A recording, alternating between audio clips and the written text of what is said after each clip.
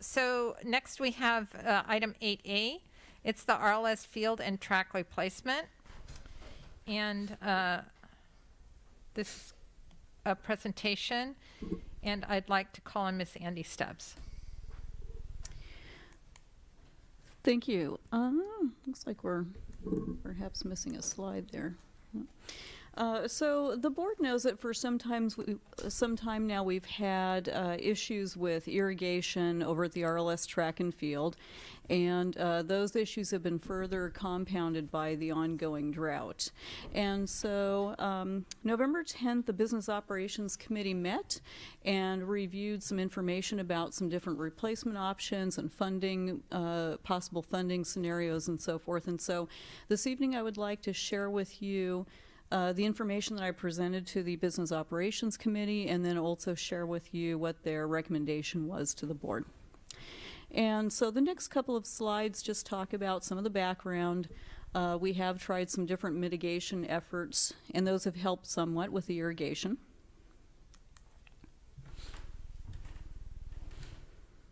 And of course, right now we're faced with increased water penalties. We were irrigating the field from the lower reservoir, but because of the ongoing water emergency, we don't have access to that anymore.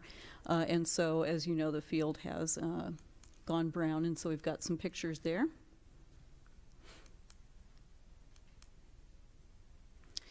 One of the things that the committee heard was information about some other pending facility projects that we have. And so, because it's important to consider all of our other facility needs in relation to this particular project, because the options can range from not doing anything at all the way up to full replacement with synthetic turf and a rubber track at a cost of approximately $4.3 million. And so it's important to consider that in relation to everything else that we have to work, that all the other things that we need to look at with facilities.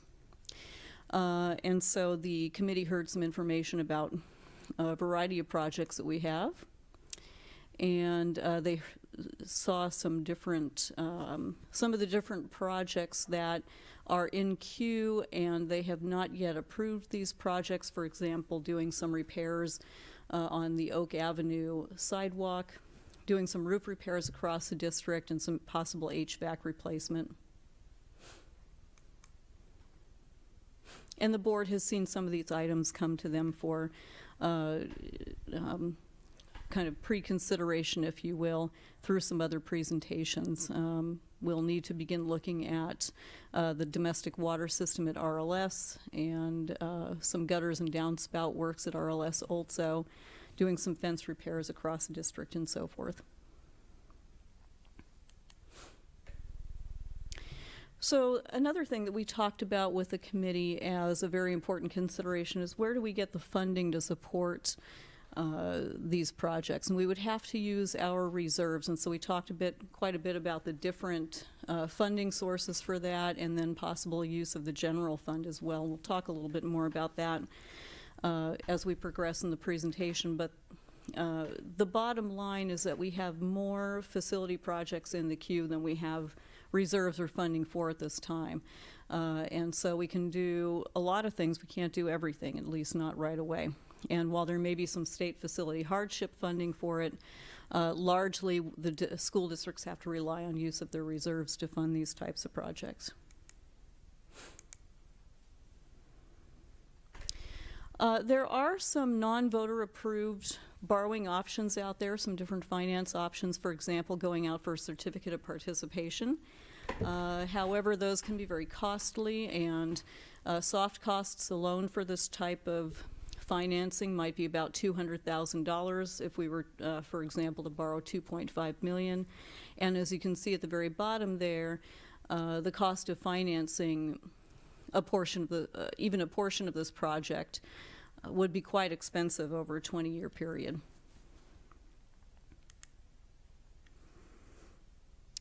And so the committee, upon reviewing the different options, and can we pause for a minute, because as I'm looking at the presentation, it seems that we're missing some of the slides, Erica.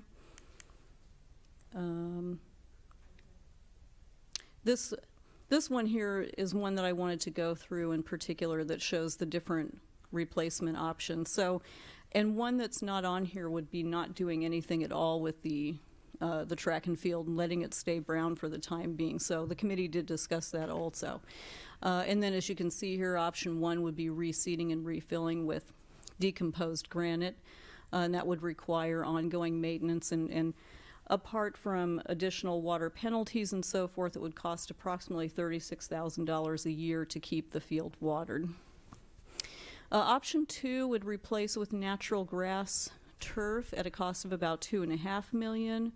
And then options 3 and 4 involve replacing with synthetic turf and a new track ranging from 3.8 to $4.3 million. And so the Business Operations Committee looked at all of these different options and considered all the information, and they made a recommendation of support for option 4, which is synthetic turf with a rubber track, funded with a combination of resources to be determined by the district. So partial use of reserves, also some private funding, and then and possibly some use of financing. The board also has some other consideration points to keep in mind. Going back to, and what I'd like to talk about would be the last three. The board would need to consider to what extent will they allow community access. And then also it's important to note too that the high school athletic field turf is due for a replacement soon. And that will come at a cost of approximately $650,000 to $750,000. And the district's financial outlook is improving per the first interim report that you'll see later this evening. But again, we have more projects to consider than we have reserves and funding for currently. So there are a couple of different funding scenarios that the board may want to consider as they are thinking about this project. And the first might be utilizing some private funding, and we do have some possible donors out there in the community that would be willing to support at an estimated amount of close to $1 million we're anticipating. We could potentially use financing for a portion of the project, $2.5 million, for example, and then use a portion of Fund 40, our special reserve for capital outlay, towards the rest of the cost. And so the benefits here is that it would preserve our reserve levels for other one-time expenses. We could pay off the financing quickly as our financial outlook improves. Some drawbacks here, however, of course, as you've seen, would be the high cost of financing. And of course, a faster payoff would not avoid the $200,000 in soft costs.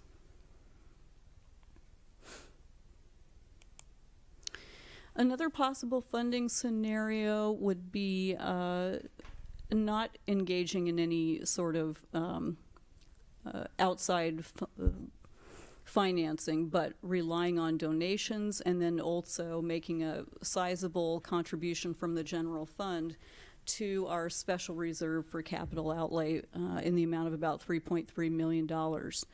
And so, as you can see here, some of the benefits would be avoiding the additional costs of financing, preserving our credit rating, and we could, as our financial outlook improves, we could be recovering the costs fairly quickly. However, that would reduce our current available reserve level from 35.49% projected at our first interim report to about 25.25%. And it would leave less one-time funding available to support other facility needs. So at this point, I would turn it over to the board for questions. Is there anyone who wishes to publicly comment on this agenda item? Please come to the podium and state your name. Keep your comments to 3 minutes, please. Thank you. Good evening. My name is Lisa Montelli. I live on Main Street in St. Helena. I'm also a district employee. I work at the primary school in the library for the kids. I'm here in support of option number 4. The first role I'm going to talk to you is I'm a business operations committee member. And at the discussions, we realized that a lot of money had gone into the track and the problems haven't been fixed. Not because everyone's tried in earnest to fix it. It just hasn't worked. And also, one of the board members mentioned that, the committee members mentioned that PE is a class, and our classrooms are state of the art. You know, they have great flooring, great paint, technology, furniture, fixtures. And Mr. Pauls and Miss Vicky, that's their classroom, and I feel that they're entitled to a decent classroom as well. So the track is part of their classroom.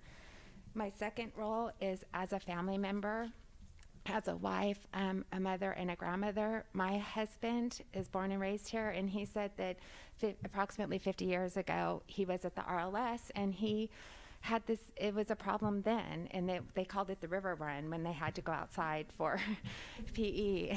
And then going to the second generation, my boys, they're in their 30s now, but in 7th grade, my oldest son was out in PE, and he was running to get a ball off the field onto the track to the blacktop, right where the track and the blacktop meet on the basketball courts. He slipped and he broke his tailbone, and so for 4 weeks he had to carry around a donut-shaped cushion, and it was embarrassing and humiliating for him, but it was the only way he could comfortably sit in class, and I don't want anyone else to have to experience that. And then my last role is as a school community. I'm not out of time, am I? Okay. My last role is as a school community member. If I have kids in sports, I'd like to, as a mom, I'd like to be able to go and see my kids play in sports. And volleyball has a facility, and basketball, and volleyball, and wrestling. But soccer right now, all of our games are away games, and that's a hardship on some of our families. And so I'm asking you to please vote in support and find the funding for a new track and field, option number 4 that Ms. Stubbs spoke to us about. Thank you, and thank you for the 3 minutes. Do you have any questions? Okay. Thank you. Thank you. Very much. Is there any additional public comment to this agenda item? Please come forward. Thank you. Hello, I'm Shawn Mora, so I'm similar in 2 roles. So first off, I am also a member of the Business Operations Committee, and have attended the special meetings, I believe, related to the track. So yes, we did all agree, you know, obviously in a non-financially bound world, that option 4 was the smartest, especially hearing the continued stories of it being a drainage problem for years and years and years. If we have the ability to fix it for good, let's do it. But knowing that there are costs and balances, and that's the biggest problem, is the kids just need a field. So transitioning to the parent, it was a huge impact for us to be able to watch our kids play soccer games. We had, I don't remember how many, I'm just going to say 20 games. 4 of them were at home. Maybe I'm exaggerating on 20, I don't remember. But it's, you know, there were probably 40 people sitting on the sidelines at the primary school open lot just to watch the kids play on the baseball field outfield. And there's so many community members there, and it was just great to see them all out there. And there was no one at away games. It's too far. The games start at 4 o'clock, so it's probably an hour drive, maybe an hour and a half. You'd have to leave St. Helena at about 2:30, you know, so it's just not feasible, and I think it's just not fair to the kids. Additionally, they had the best season they've ever had. So for the kids, just to lose out on the ability for their peers and friends to come watch them play, where they don't have to somehow get to the high school for the game that starts right after school, I think it was a big loss for them. And I think the other thing that was a concern, the RLS track and field is a community use space right now because it's not fenced in. There is a concern that if it's moved to turf, that it'll be locked off like St. Helena is, the high school, is now. Totally get it. The reasons why to keep it, I guess for maintenance primarily. So cameras, whatever is needed, but I think you are still going to have the Park and Recs, the Napa United, I don't know what other, I know there's pickup games there of all sorts of sports, so that does need to be part. You may have a lot of community members say we still need to maintain access to it, so that may be a problem moving to turf. But so just to voice those two things, that the Business Operations Committee did want option 4. And then secondly, as a parent with more kids coming to RLS 2, they need a place to play both PE and sports. That's it. Thank you. Any further public comment, please? Thank you. Good evening. David Pauls, RLS PE teacher. Just to go over the options that are on the table, it's easy to come up here and say option 4 is the one you should go with, but you have to look at option 1, 2, and 3 and really think about 1 and 2 are really not addressing the issue that we're facing right now with the environmental concerns.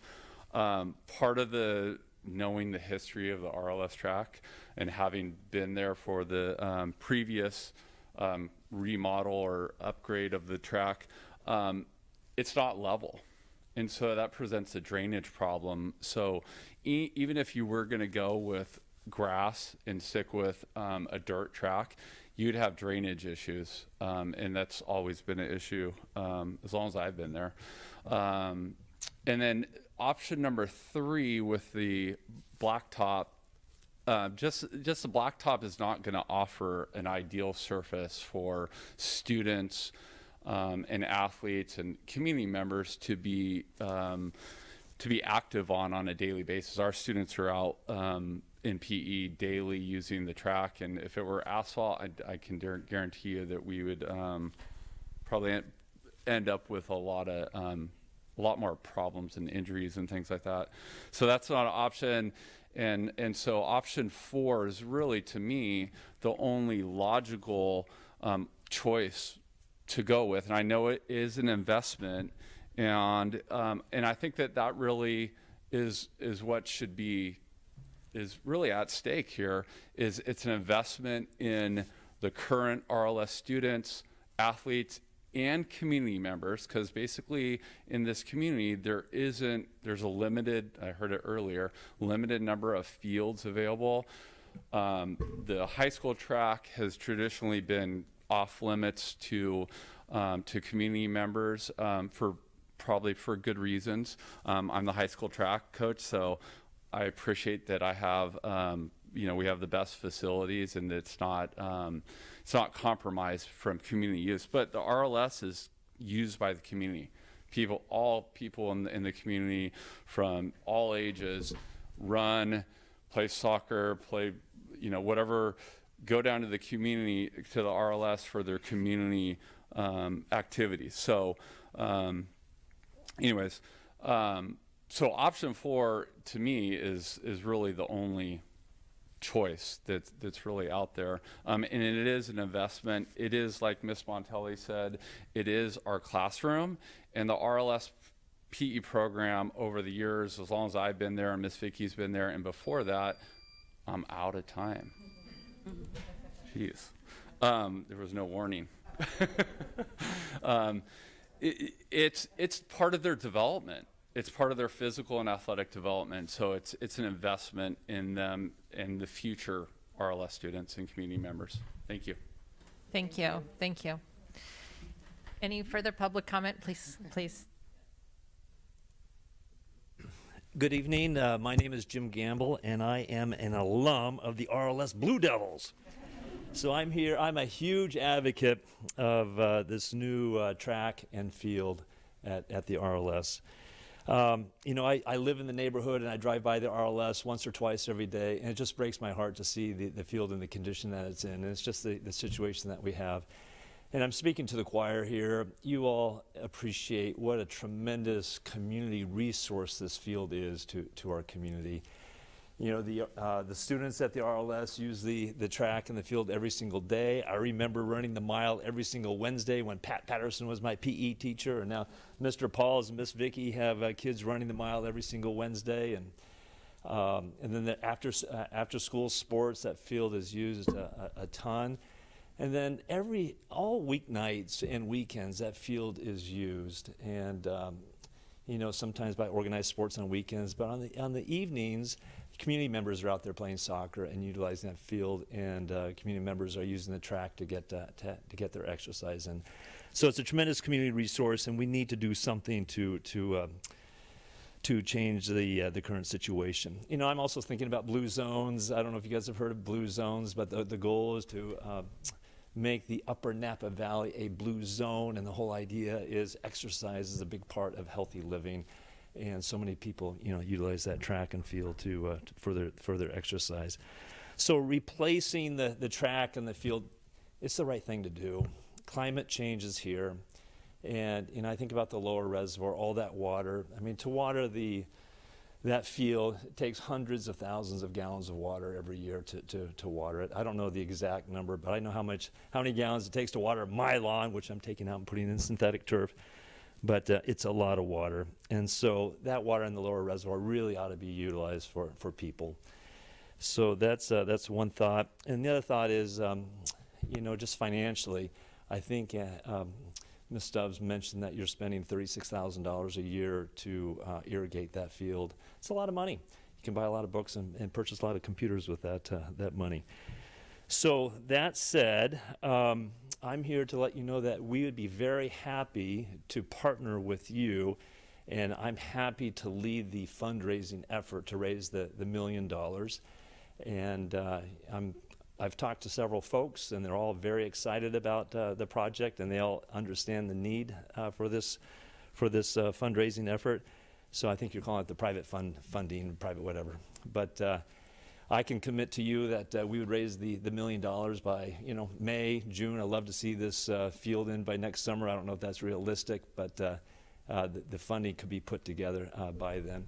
We do have one ask, and several of the folks that I've talked to. Can I'm going to let you continue, Mr. Gamble. Thank you. We do have one ask, and the ask is, and the folks that I'm talking to about donating to this effort, the ask is to keep the field open to the public. That's something that they feel strongly about, and their donation would be contingent upon that. So that's all I have to say. Thank Do you have any questions? you. Thank you very much. Any further public comment?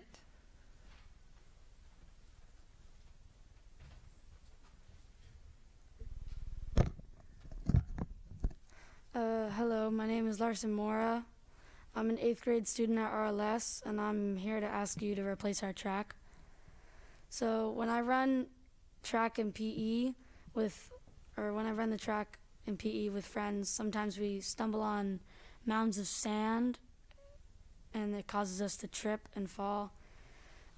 It's unsafe and is one reason why I would like a new track. I would also like to ask that you please consider funding turf for the field. Our field was full of holes and mud puddles and was hard to play games on during lunchtime and for sports out of school. Our field also smells like sewage from time to time. When I'm running PE, one time it smelled really bad, and that's another reason why I believe another reason why I believe the track should be replaced is that our soccer team this year, we were not able to have any home games at RLS. We only had 4 home games, and these were all at the high school. None of our friends were able to stay after school and watch us play games and watch us win because we had a good season this year. And it would really be good if there'd be a track for future generations and a field for future soccer teams on our home games. With only 4 home games and the away games were hard because parents were unable to attend most of the games due to how far they were, and I started during work hours. I would like to ask if you can please quickly, for future students, fund the track and field. My sister will be at RLS next year, and I would like her to be able to play soccer games on a safe field. Thank you for your time. Do you have any questions? Thank you very much. It's always good to hear from a student voice. Thank you. You're welcome. Is there any other public comment? Board members, we had one written public comment. Did everyone read that? Yes. Yes, okay. Do you have any questions or comments?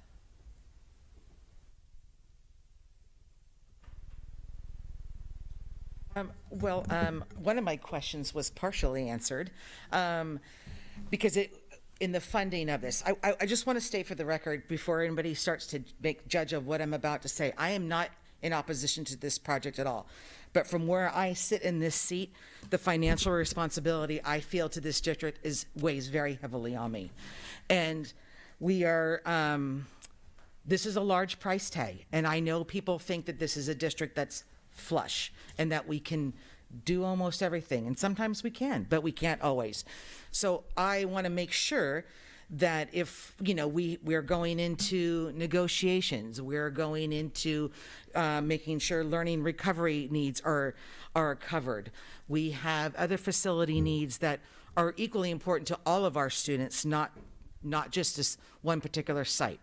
So I'm happy to hear that Mr. Gamble would lead the fundraising, because that was one of my questions of, did we have already pinpointed some, private donors for this project, which sounds like it would be forthcoming. We don't have them selected or known at this point. I also sit on the Budget Operations Committee, so I am aware of the conversations that happened at that point, at those meetings as well. And I would like to hear from more people at RLS, because I think my concern is that I know everybody is in favor, including myself. My concern is that if other projects cannot be funded in our district, and all of a sudden there is parent, feedback that, well, why is this classroom leaking, or we don't have this water to this section, because we just spent $4 million on track and field, which is a classroom, which is a great point. And I really, really appreciate you bringing that up. I feel like I need a little bit more. I feel like I'm really surprised we have not heard from more RLS parents. This is a substantial project to their campus, and I don't know where everybody is on that front. But and maybe we need to, as a board, talk about facilities in greater depth. We have 2 pages of what have been deemed high priority facility projects that I don't think we should ignore those. And again, this is not to say I don't want this to happen. I just want to say, before we pull out close to 3.8 or more, that we make sure that we can take care of all we need to take care of for all of our students. So I'll stop there for right now and let everybody chime in. Thank you, Lisa. Jeannie, would you like to, I see you want to say something? Actually, I was actually surprised to hear Trustee Pelosi, because I'm in agreement with you, and it's about funding in general. I am absolutely supportive of the track as presented. Option 4 is perfect. I'm just concerned that we're kind of putting the cart before the horse, as far as not knowing what other funding things, what other facility items need to be funded, and how long. Like, for instance, when I see the roof repairs, these are the high priority warm, safe, dry roof repairs at the high school and the elementary school, and it looks like it's going to be around $2.4 million or so, as far as the total, plus the roof repairs at St. Helena High School. I'm not sure if we need to do that right away. Is it an immediate? Should we put money aside for that? I mean, so that's kind of where I'm at with that. It's very similar to Trustee Pelosi, as far as, I just feel anxious when I put my finance hat on, knowing that we're spending money and I'm not quite sure how everything else is going to come into play here. So, and as far as the other conversation about whether we should have it locked or not, I'm absolutely opposed to it being, and am I saying that right? I do not want it to be a locked facility. I want this to be enjoyed by the entire community. It's something that I've always wanted for the high school, the football field, and this is our opportunity to have this available to our community at any time. Yeah. So I'll stop it there as well. Julio or Laura? I'll go. I do appreciate all the staff members, Mr. Pauls and Larson and his mom and everyone that spoke on behalf of the support of this. I think this is, I mean, I attended, and I think Mr. Gamble, you beat me with the PE teachers. I had Mrs. Watterson and Mr. Hoppy as my PE teachers, but same story, you know, the track and field being similar. And obviously we enjoyed it as much as we could when we were kids. But just this year, in terms of my experiences, I assisted Coach Mariana Holguin with the soccer team. And yeah, there was definitely some challenges just with not having the use of the field. We had to have our students, many of them had to walk, you know, because parents usually get off after our practice time. So we had to get all our students to walk from the RLS to the elementary, which again, it's not a huge distance, but just the fact that they had to get there, we had to rush them to like change and get ready. And so that was something that was, you know, challenging for our students to get there and get that going. And just the other point too, just what Shawn was mentioning about the kind of the opportunity for the kids to have a little bit of shine. I know soccer kind of is maybe, you know, not as popular here in St. Helena, but this year we did have our most successful year. And yeah, we did have 4 games, which again, thank you, Mr. Farrell, for providing us that field. It was a good experience, but just the difference in terms of opportunity for a lot of the kids to play or practice on an elementary field versus an actual turf field. And this is kind of just, I think Mr. Pauls could agree with this, just the injuries that you can prevent, you know, as a soccer player. You know, the fields aren't ideal. There's a lot of gopher holes and it's uneven. And so just to see the difference of how they perform and play is pretty night and day. And then I just think in terms of the RLS students, just getting, just because we're talking about mental health, we're talking about motivation.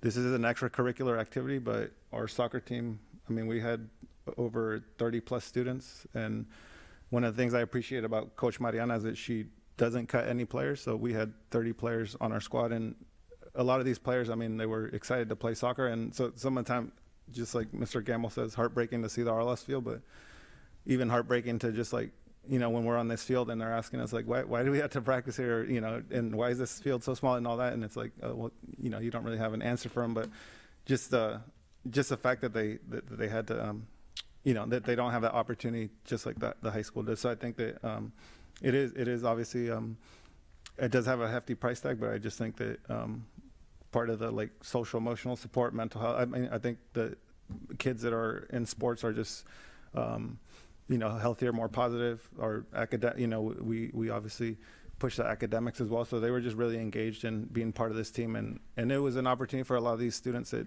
haven't played organized sports through the school district. And so I thought that was a great opportunity to kind of bring, you know, different kids that don't necessarily hang out together, but for this 2 or 3 months, they were a team. And so that I appreciated that experience. And so I think from that end, I'm in support of option 4 as well. Laura, would you like to speak? Yes, I do want to thank all of the people that spoke tonight in favor of the field, and I think this is a high priority to do the turf and the soft top. And I have heard a lot about soccer. While it's very important, but I also think about the everyday use of the field and the track during PE and how we are wanting to grow children who are socially and emotionally strong, but also are healthy. And I think that when we think about what Mr. Paul said about it being a classroom, it really is. And the kids really need to have a field that works for them, that doesn't smell bad, that doesn't have holes that they're going to twist their ankle and slide on the granite and come home with a lot of sand in their shoes. And I think it is something that we do take seriously, and I know we all do, but really consider this as a very important project.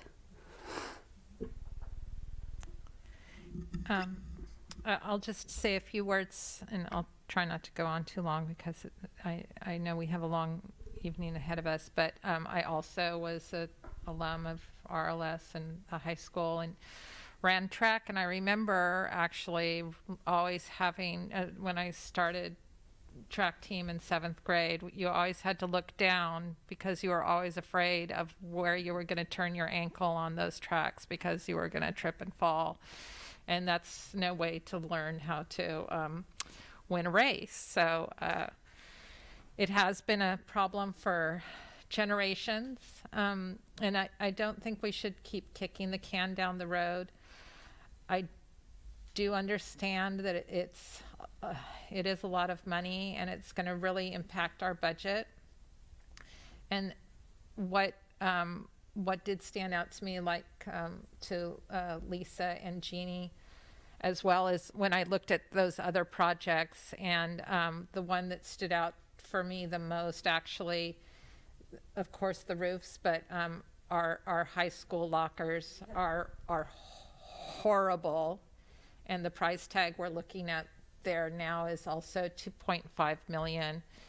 And I know it's been a long time since we've revisited the priorities of our facilities projects. In the past we've had workshops on them, but there are a lot of things that we need to look at, and I am also in support of having a turf with the rubber track, option 4. It's just that I am worried about what our other facility projects are going to have to be put on hold and for how long.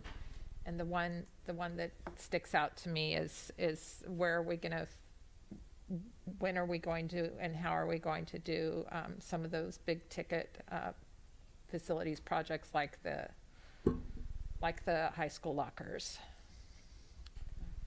So and one other question I have, Macy, I'm sorry I didn't call on you. I do apologize. That was an inexcusable oversight. I do want to ask something about looking at turf. I am still concerned, as I was last time we looked at turf, as to the fill and the type of fill on turf, and what are the estimates that we're looking at? Are they looking at, because there's even more different types of fill than what there was in the past. I still do not support the ground up tires, rubber fill, and I know that can sometimes be the cheapest option. But I think that the safest option is what our community is looking for. So I would be more supportive of looking at either, I believe there's cork is less toxic, and then now there's a lot of organic and biodegradable fills out there. So I'm wondering if the cost estimates looked at the different fills for turf. You don't have to answer that now, Auntie. I'm just curious, as a high school student, first of all, what are we looking to replace in the locker rooms or renovate, and have there been outward complaints about the locker rooms, or is it more of a facilities background? Just kind of what brought up the renovations in the locker room, because I haven't heard anything as a student, but I don't know if there's any discussion about it beyond students, so I was just curious. Well, from being on the board for many years, I know that it's been on the discussion at the business operations and kind of the facilities for quite some time, and even it was at one time even part of possibly having that as one of the projects that we had on our bond, on our couple of bonds, and it didn't make a cut 8 years ago. You know, but that's a very good question as far as that. And if Andy, if you have anything else to add.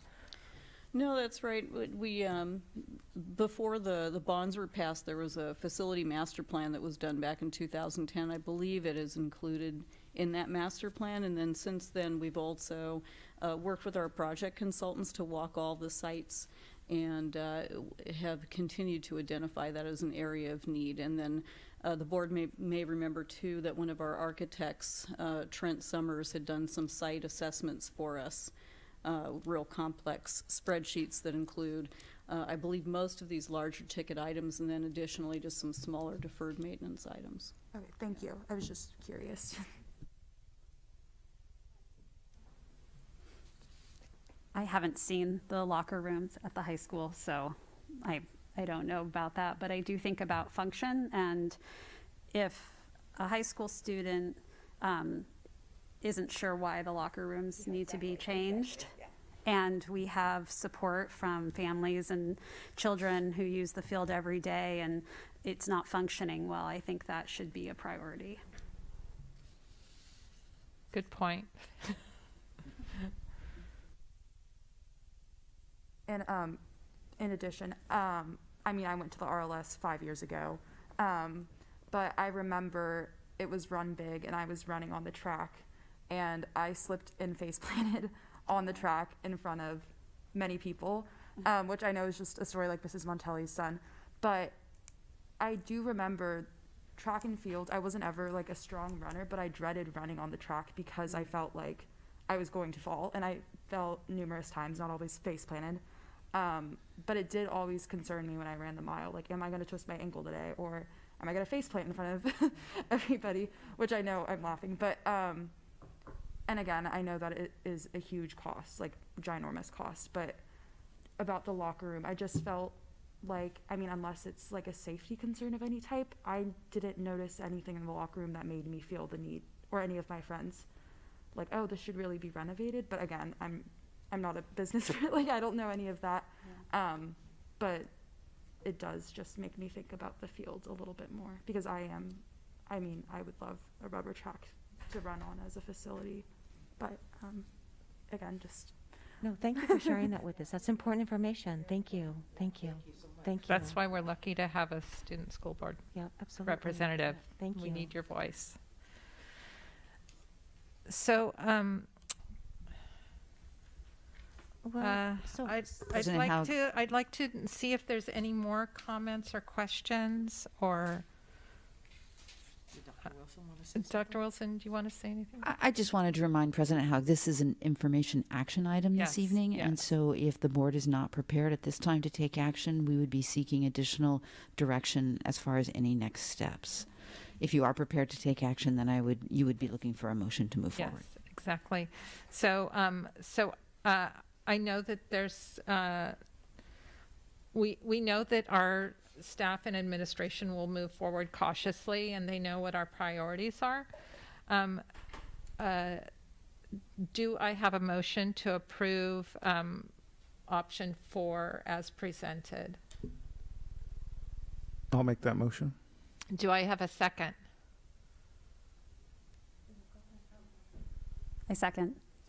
All those in favor say aye. Aye. Aye.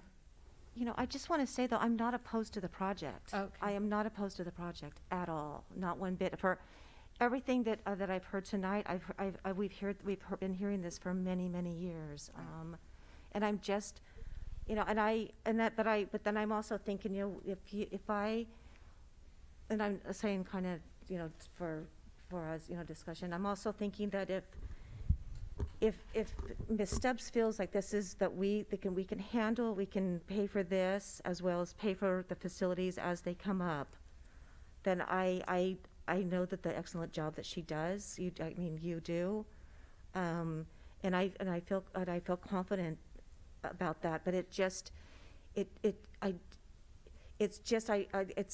It's just seeing those the other facilities that need work as well. And those are the safe, warm, dry. And not saying that that's any more important than the track at all. I'm not saying that. I'm just saying that we've got to make sure we're able to we have enough money in our bank to be able to take care of everything that we need to do right now. And like I said, I don't want to vote no on this, because it's not because I'm opposed to this project at all. You know, I guess I'm kind of circling it make around a little bit. different motion, or President Haug, you have a motion and a second in place. You do need to call for a vote. We already called for a vote, and we had 3 ayes, I believe, Jeannie. So if you've called for an aye, then you need to call for a nay. So then can we call for a nay? I'm going to vote no, and I'll explain my no vote per in our handbook. And I'm going to vote no too, just because I don't want to be in this position, but we need to be really cautious in what we're doing. So the reason for my no vote is I cannot, as the person I am, 100% give a yes vote, lacking some information and feedback that I would require to, with integrity and good faith, put forth a yes vote. Again, I know what's needed in the district, but that is the reason for my no vote at this time. And I've explained my no vote. Yes. Okay. The motion carries 3-2.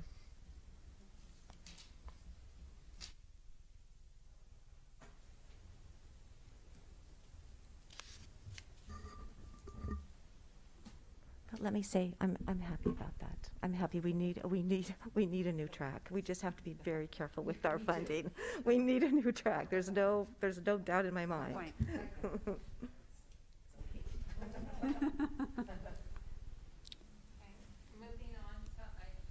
Moving on to item 9A, adoption of resolution 21-16, District of Choice caps for the 2021-2022 school year.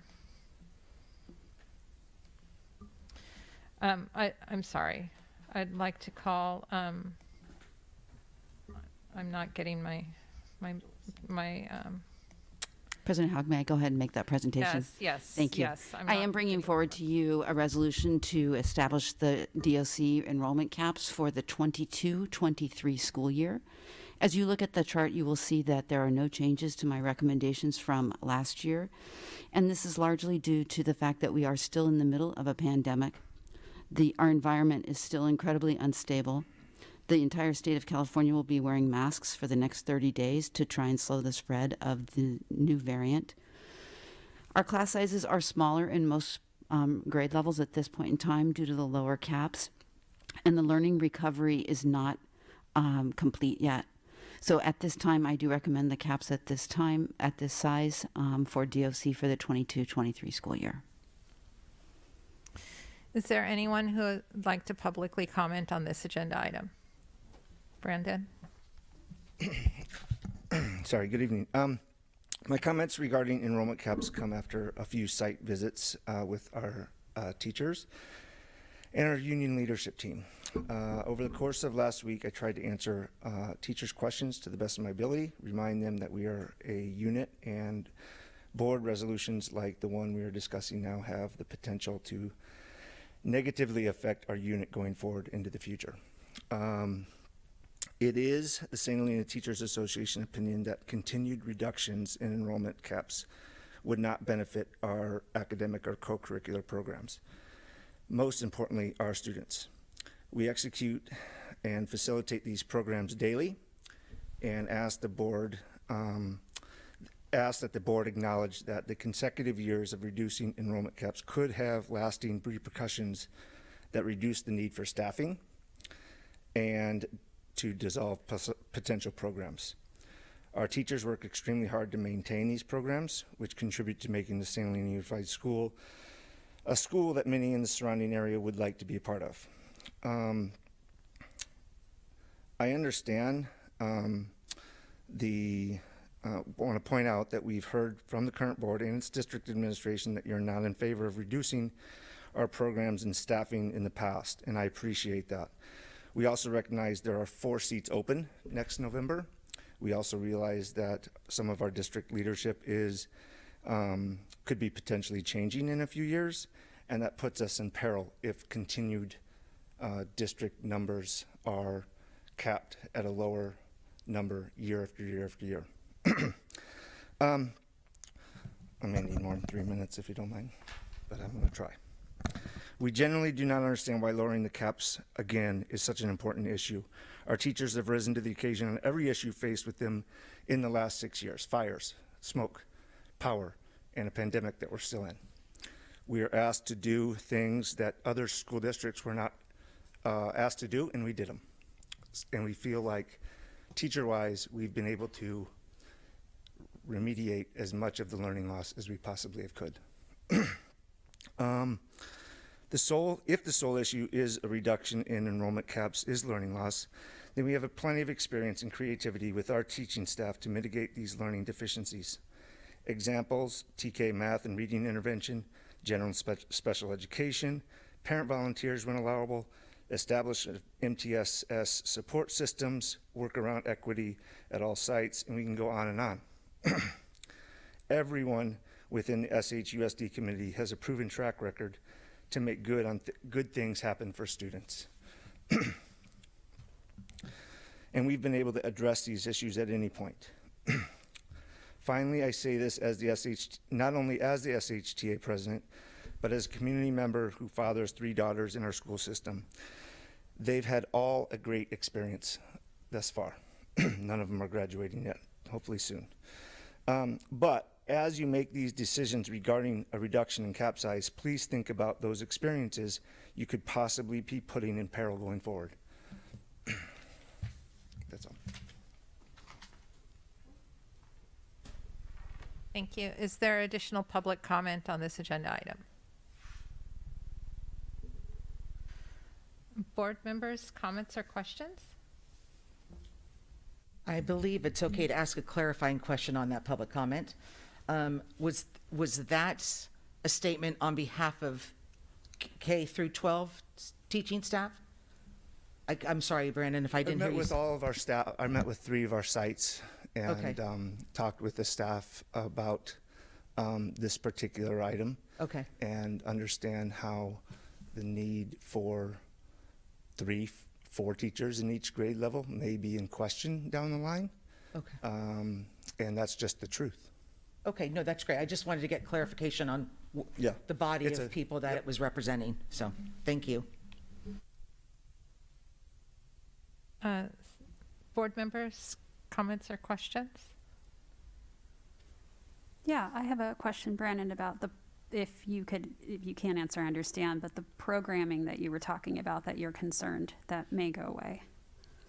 Sure, we have several programs that are very student that rely on students throughout the whole district. If you just look at our FFA program and the number of students that it serves in our schools, we are constantly, and Mr. Cinto could comment on this as well, we are constantly trying to recruit kids into that program for various different reasons to continue to have all of our classes. And we have 4 buildings for 3 teachers that serve several students. We need students to have that program. Sports, we want to continually field teams. We talked recently about changing leagues to help mitigate some of the travel restrictions. We had a good large discussion about this, but one of the things that came out of that is we need to be able to field we need to field teams with the volume of numbers to be able to compete successfully against teams in the Santa Rosa area or maybe down farther, so we don't have to travel to potentially Fort Bragg. Look at our drama program. I mean, we constantly need people in our fine arts program. That's just at the high school level. But we have a system in the TK5 level that many don't experience in terms of a teacher, and we would like to keep that. Many of us have preps and collaborations that we are very, very protective of as a teaching unit, but the only reason we allow that to happen is because we send them to specialists all the time. If we have less specialists or less kids to do that, then somebody along the line may say, hey, this is not necessarily what we have to have. And we want to protect those things that we feel very dear in our system. So those are the types of discussions that we had.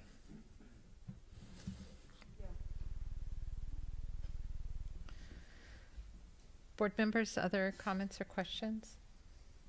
So, so actually, this is the first time hearing this. And out of, with all due respect, our board has approved the district of choice. These last two, the 2 years, when the first year was when we just reduced the kindergarten class, just so that there wasn't that where we had to add another teacher. We did it last year because of the pandemic, and this year again for the pandemic. And I can talk on behalf of our board, as we have no intention of starting to lay off our teachers. What we wanted is for our staff to be able to have a nice size of class in order to be able to give all of our students the best that they can do it without them feeling burnt out. So I'm just saying it on our side. You know, so I'm surprised to hear this, actually. So go ahead, Mary. I don't think she asked you a question. I've been in all of the classrooms across the 4 schools. I've talked with a number of teachers and also our administrators. And there are concerns on the part of some of our teachers. And I understand that Brandon's spoken to many, and he's speaking in solidarity of the union. We do have learning recovery needs in place, and I have no intention of reducing. I have never supported the idea of reducing any of our programs, whether that be extracurricular or during the school day. And in fact, I pushed to make sure that our specialists were back in their specialist classrooms this year, as quickly as possible, even in the pandemic. So, I understand the concerns, and from my work with you as a governing board for the last 7.5 years, I have never heard any one of you support the notion of reducing any programs. And in fact, you want me to increase programs as much as possible.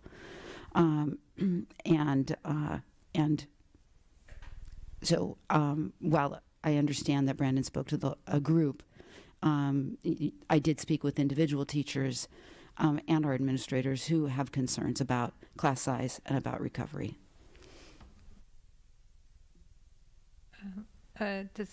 Do any other? I have a comment if no one else does. I have a comment as well, Go ahead, because Lisa. this is the first as well I've heard of this, and I guess I'm somewhat taken aback from my interactions at the primary school when I have gone to site visits, is that I'm actually have received the exact opposite message from the TK2 programming, in that how grateful they were that they had the class sizes that they had, because they had never had such intimate, knowledgeable relationships with students to know so much about them, to be able to really individualize their curriculum and their needs.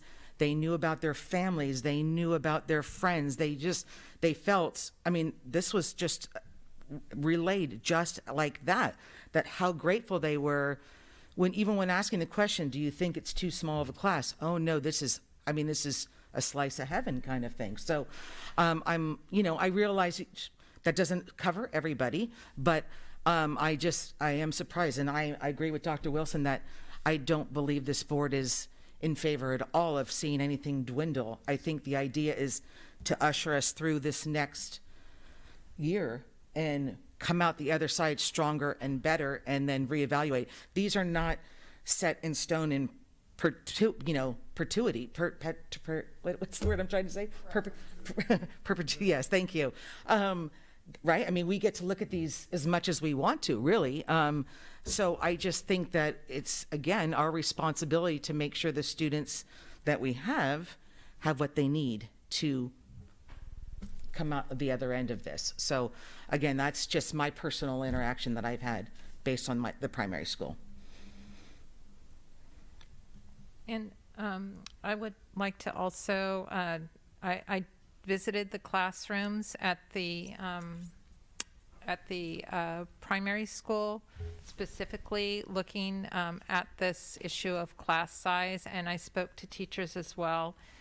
And I am very also surprised that they are not in favor of the smaller class sizes this year. What I heard is that they were grateful for the small class sizes, and not only because we're looking at learning recovery, but especially because of what students have been through for the past almost 2 years now, that there are a lot of behavioral issues in the classrooms at the younger grades, particularly in TK and K, because those are very formative years. And the small TK and K and first grade class sizes were very important, is what the feedback that I received. And it wasn't just about learning recovery, it was about classroom behaviors, because a lot of the children came into the school environment ill-equipped to function at their optimum level because of what everyone has been through. So I think that's still something to be considered. And I don't think that the board message has always been that we want to keep the school district the student size that it is. And I don't see that adapting to it for a couple years during a pandemic and concentrating on the students and families that live in our district and have a right to go to our public schools. This is for them. They pay taxes here. They should have the best opportunity for their students. And we do welcome families from outside our district, but it has to be that our families that live here do come first, and our families that work for the school district do come first. And we owe it to them. And there are so many families that have made sacrifices to live in this district. We have to give those students the best opportunity that they can have.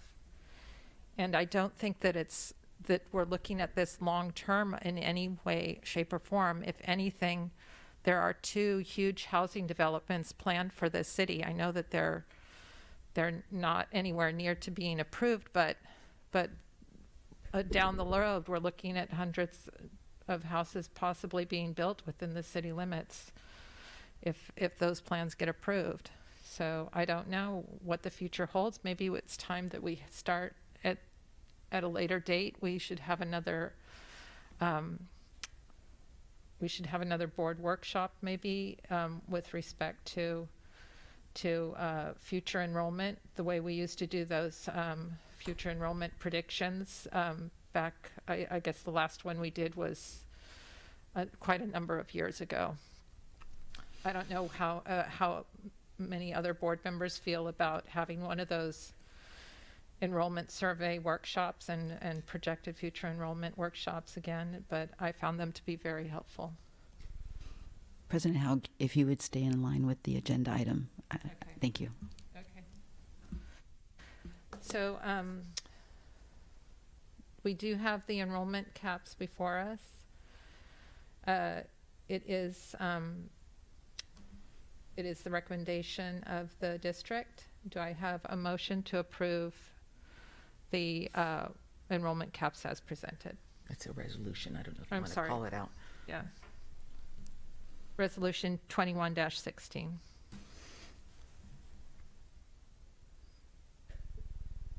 I'll make a motion to approve. Do I have a second? I'll second. All those in favor say aye. Aye. Aye. Opposed? Motion carried. Oh, Macy, I'm sorry. Would you like to cast a preferential vote? I do apologize. Motion carried. Board item 9B, adoption of resolution 21-17 is the maximum capacity for purposes of determining the number of transfer students. I'd like to call in Dr. Mary Lou Wilson. Yes, this is the maximum capacity resolution that I brought forward last year to you. And this is in alignment with the DOC enrollment caps. This allows for the community and staff to know the maximum capacity in the event that there is a DOC transfer request and or an interdistrict transfer request. I'm not making any changes to the maximum capacity resolution at this time and recommend approval. So this is the time for public comment. Is there any public comment on this agenda item?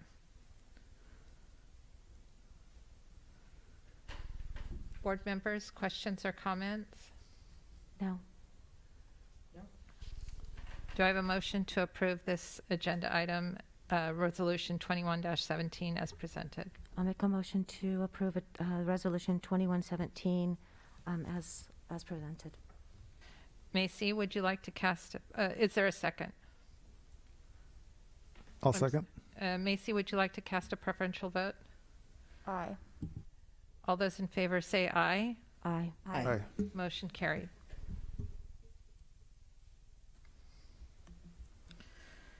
Now I have the report on the California School Boards Association Annual Education Conference. I'd like to call on Dr. Mary Lou Wilson.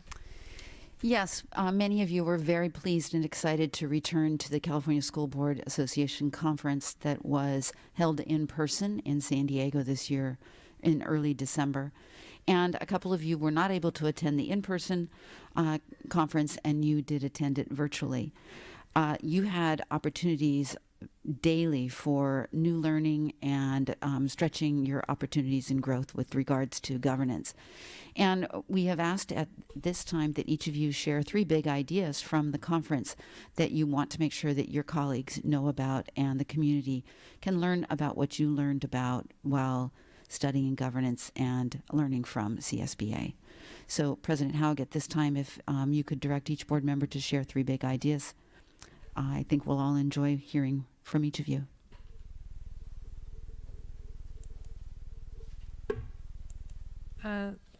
Should we go around the table? Would that work? Or who would like to go first? And we'll just go in a line. Would you like to go start, Laura? Okay, or Lisa can start, whichever. Okay.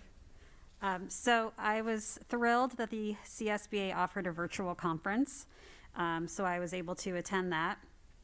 And as a new trustee, I chose seminars that would educate me on, let's see here, critical issues facing small districts, developing equitable and authentic engagement, school funding, critical race theory, and our state's fiscal and economic outlook for K-12 schools. And some takeaways for me was, does our student board rep feel supported and heard? Are we doing everything we can to support our students so they feel like the board is accessible to them and that their voice is very important to us? So that was one of the big takeaways for me. And another one, which we already do, is engaging families, building trust with the board. And we often talk about supporting our families,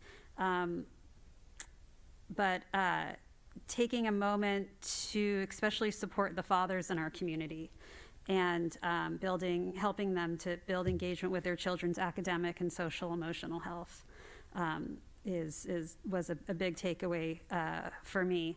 And then another takeaway was that feeling that California currently has a surplus and some sales tax benefits are strong, which is very meaningful to me considering we have students in our district with learning loss and emotional needs due to the pandemic. It was important to us that we have the resources we need, immediate and long-term, available for our students. So some things. Thank you. Jeannie? So I attended it. I attended the conference in person. Here's a couple of the workshops that I attended. The California Fiscal and Economic Outlook, improving student achievement without additional funding, ethnic studies, past, present, and future, effective governance with an equity lens, current issues impacting board policy, and pre-K to 3rd grade, a small district's big commitment. So these were all very interesting and very engaging. It's great to see, and I saw this specifically at the pre-K to 3rd grade, a small district's big commitment. It was about a small district in the Central Coast. very large population of English language learners, and it was the principal and two of the pre-K to 3 teachers that were there that they were presenting, and it was wonderful to see just the strong relationship that they had with each other, and it made me really feel that with strong relationships throughout our staff really makes a difference for our students as far as being able to achieve, just because everyone was very, very much involved and very much engaged in each one of the students, and it made me feel that that's how it was here in our school district as well. There was one of the general session speakers was Dr. Victor Rios, and he was very inspiring in the sense that he was a school dropout. He was incarcerated. He was part of gangs, and he got back into school because of the love and care and just words of one teacher in his life. And it was just really wonderful to see that. And it made me feel like this, because we live in a small enough district where we see that with our students as well. And it was a great conference. I tried to go to different workshops that I normally didn't go to. They're going to have a virtual where the conferences that we weren't, or the workshops that we weren't able to attend because they were closed. We'll be able to see those virtually, and I look forward to viewing them as well. All right, so I think Jeannie had a lot of the similar classes that I did, so I won't go over some of the same stuff that she did. I attended virtually as well, so I was grateful for the opportunity just to be able to learn. I feel like at these CSBA conferences, it always either leads you to two things. It's either you think about, like, you have these aha moments and you're like, would this work in our district? Could we do this? Or it just does another thing, which I had a lot of these moments, was just it reaffirms the work that's being done here in the district, or that has been done in the district. So I had a lot of those moments where during the conferences, I'm like, we're in that direction, or we're doing some of that work already. So the classes that I chose were revolving around equity, social emotional learning, parent engagement, mental health, the achievement gap, and then I did the pre-K and 12th grade as well. And one observation I think was just a lot of the topics are almost interwoven, and they're all and some of them are interconnected. And so the one that kept popping up in my head, and it's been coming up more recently this year, was the whole idea of Maslow's hierarchy of basic needs. It wasn't just CSBA. I've heard it in district presentations, and parent ed classes I've attended, and then just even speaking with our social worker, Roxana, where has mentioned this. And so to me, that just like, it's something that sounds really basic, but I think that it's critical, obviously, for the success of our students. And maybe particularly here in St. Lena, it's not as evident, that you don't really see it like you would probably see it in a big city. But obviously with the pandemic and the fires and all these different kind of stressors that our families and kids are having, there's obviously families that are having these insecurities. So to me, it was just something that kind of was brought more to the forefront, and really just how important it is that we help with these in these areas. And so one of the presenters talked about schools and the state of schools, and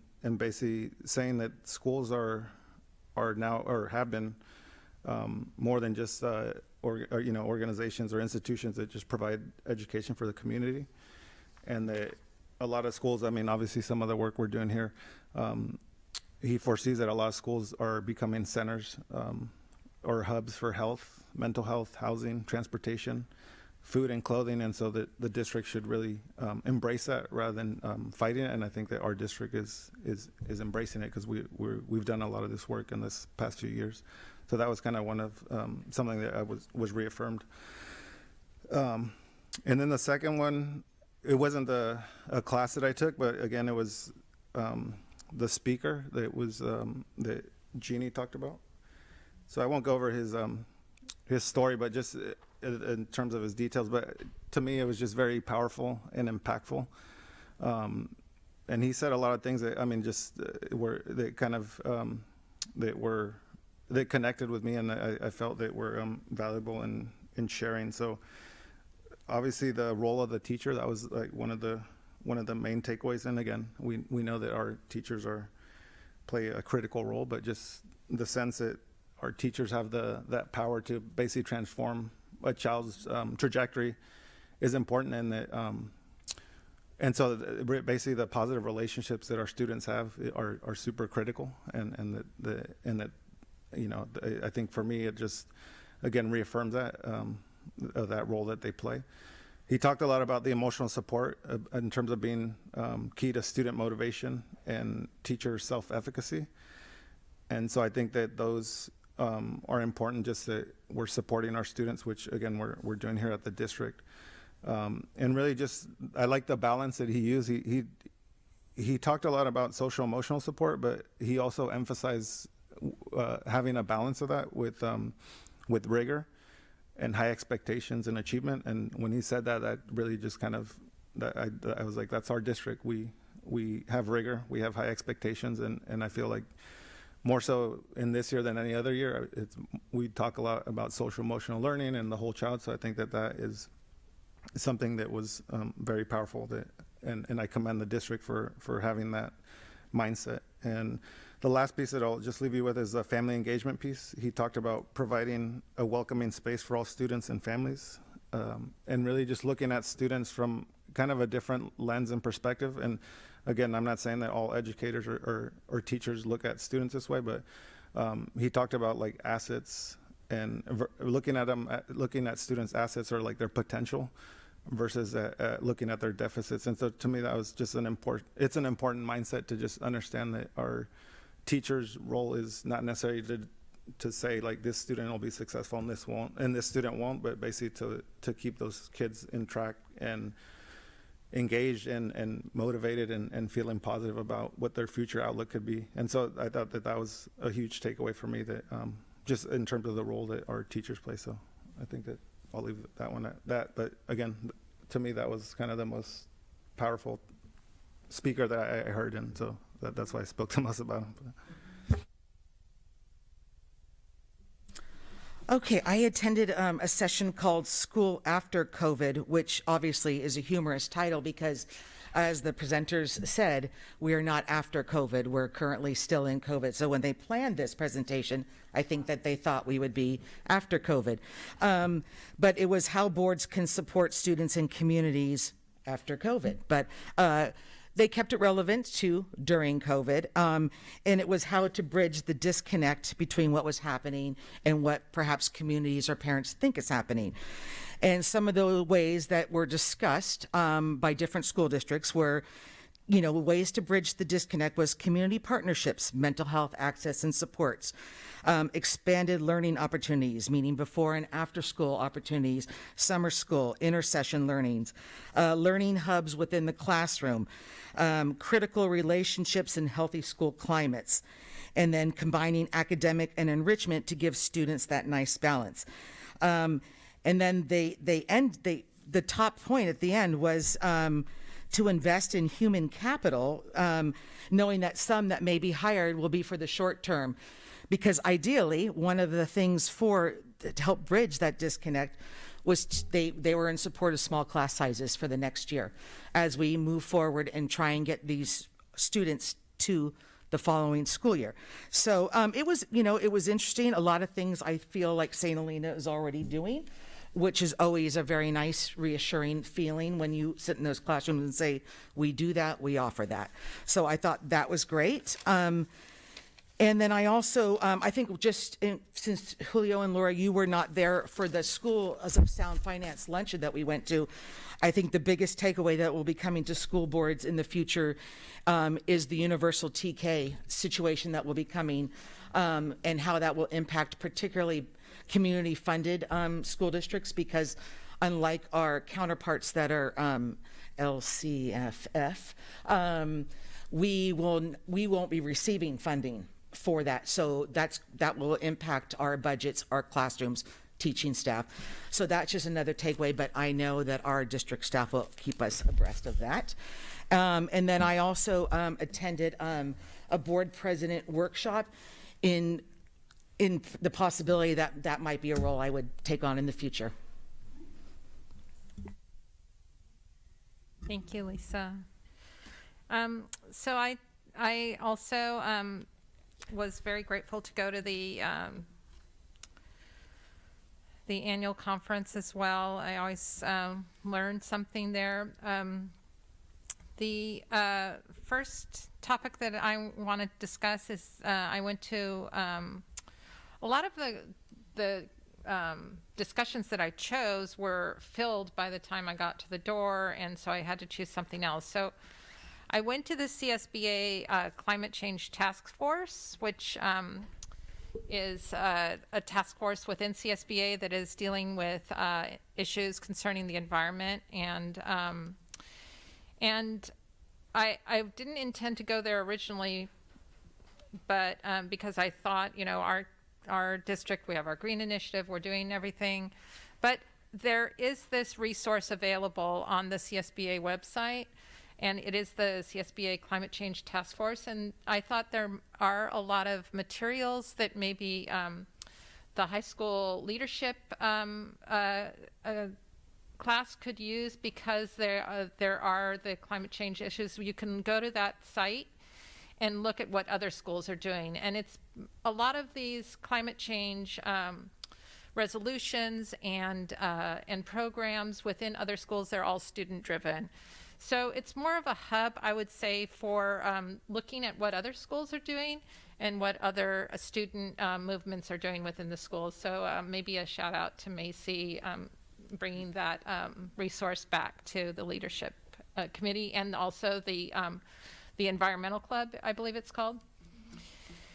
And then one of the other seminars I went to was how to address hate crimes in schools. There's a lot of school districts dealing with microaggressions, specifically against Asian Americans. And it was a very, very interesting discussion. Maybe it's not something that is as experienced in our school. We have a lot of different groups of students, but maybe we're not going through some of the similar experiences that are happening in other schools. So what they identified as microaggressions were a lot of kids were not wanting to sit next to a group of other children, and even from a very young age using derogatory statements about certain students, specifically in Asian American communities.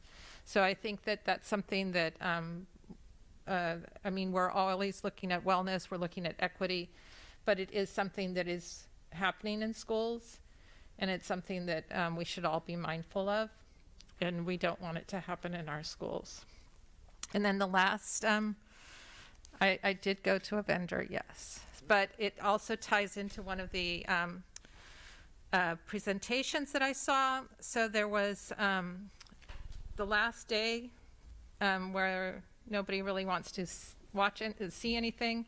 I did go to the federal budget presentation, and interestingly, there is a lot of money, like billions of dollars, for electric or zero emission school buses through the Build Back Better plan. And what's different is normally school districts receive money through the Department of Education from the federal government. This time, you will be submitting through the Department of Transportation. And nobody seemed to know what that looks like yet, if school districts are going to have to go directly to the Department of Transportation and basically there's, I think, I want to say it's either 31 or 33 billion dollars for zero emission school buses. And that is either going to be sent down to the states from the Department of Transportation, or districts will have to contact the Department of Transportation themselves. And that was, even the presenters didn't know what it was going to be because the bill had just been signed by the president. And then along with that, Jeannie and I saw a really fantastic electric bus that had a range of 160 miles on one charge, and then it takes three hours to recharge. And the company also develops a solar charging station. It's part of their consortium to have the whole package of a solar charging station along with your bus order. So that might be something to look at. And it would be all great if we could get, because there is California state funding for the zero to low emission buses, and to tie it with the federal, maybe that would be beneficial for the district moving forward. Does anyone have a last comment on CSBA? So moving to, and I know we're going way over time for a break, but we did have the little break for, is everyone okay to just move through this next one? And we'll be taking a break at the end of item 10. So we have item 10A, the annual organizational meeting of the Board of Trustees. So we're going to be opening up for, I would like to move on to item 10B. I would like to call on nominations for board president. I'd like to nominate Trustee Pelosi for the board president. Is there a second? I want to ask if there's any more nominations. Are there any more nominations? Is there a second for Ms. Pelosi? I second. All those in favor say aye. Aye. Aye. Motion carried. Thank you. Thank you. Is there a motion, is there a nomination for board vice president? I'd like to nominate Trustee Olguin for the board vice president. Are there any other nominations for board vice president? Is there a second? I'll second. All those in favor say aye. Aye. Motion carried. Is there a nomination for board clerk? I'll make a nomination for Trustee Kerr for board clerk. Are there any other nominations? Is there a second? I'll second. All those in favor say aye. Aye. Motion carried. Okay. So we would like to now move on to approving the meeting calendar. If you look at the screen, we are meeting every third Thursday of the month with the exception of March. For our community, we do meet every third Thursday. We have been doing that for several years now. We're always here every third Thursday, except we do take a break in July, a well-earned break. And then do I have a motion, or trustees, do you have any questions on the calendar? No. Is there a motion to approve the 2022 school board meeting calendar as presented? I'll make a motion to approve. Is there a second? I'll second. All those in favor say aye. Aye. Motion carried. First, I'd like to start with Laura Jeannie and Julio, do you want to make any changes to your superintendent subcommittees? No. So, Trustee Pelosi, you and I will probably be just making some changes. Sure. I would like to stay on the Business Operations Committee if I could. And then the ones that come with the role of president, I will assume, and we can just swap as we talked about, perhaps. Yes, so I will be moving to board policies. You will be going to the Monrovia group. Okay. I will be going to LCAP. We'll both stay on school calendar. Mm-hmm. You will be going to student discipline. Okay. Thank you. Okay. And then for the assignments for the Adopt a School program, Trustee Kerr, Trustee Olguin, and Trustee Simon, are you still happy with your school assignments? Yes, I am. Okay. And I will be taking over for the primary school. Okay. Thank you. So we will now adjourn for a short recess of 10 minutes, and when we come back, we will be sitting in a different order. Okay. And President Pelosi will be taking over. Great. Thank you.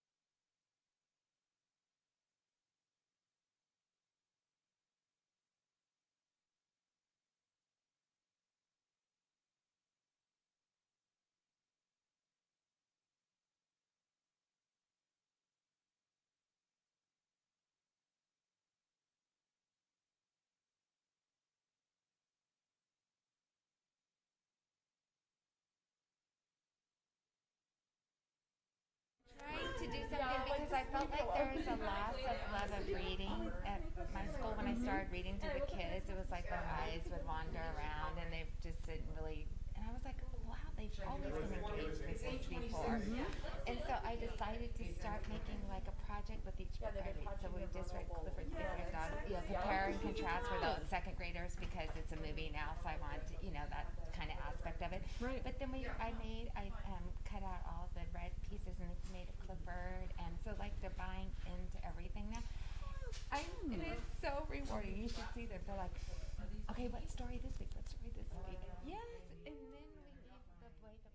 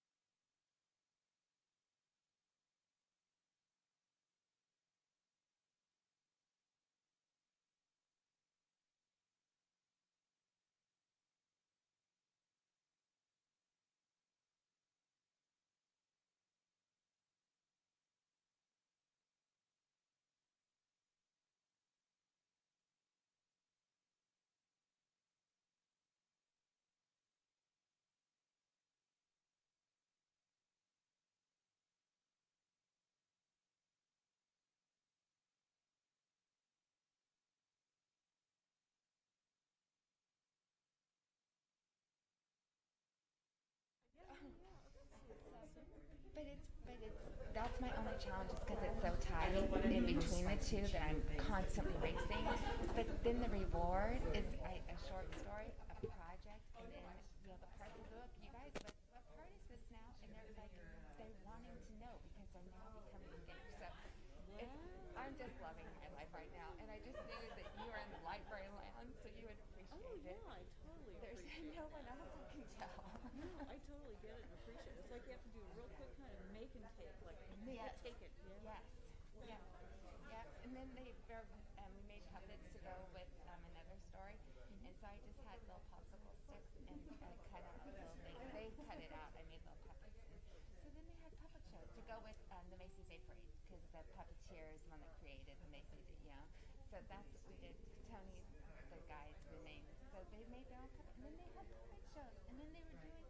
I went over to the cafeteria, and our kinders are there for Boys and Girls Club. They were having puppet shows with the puppets.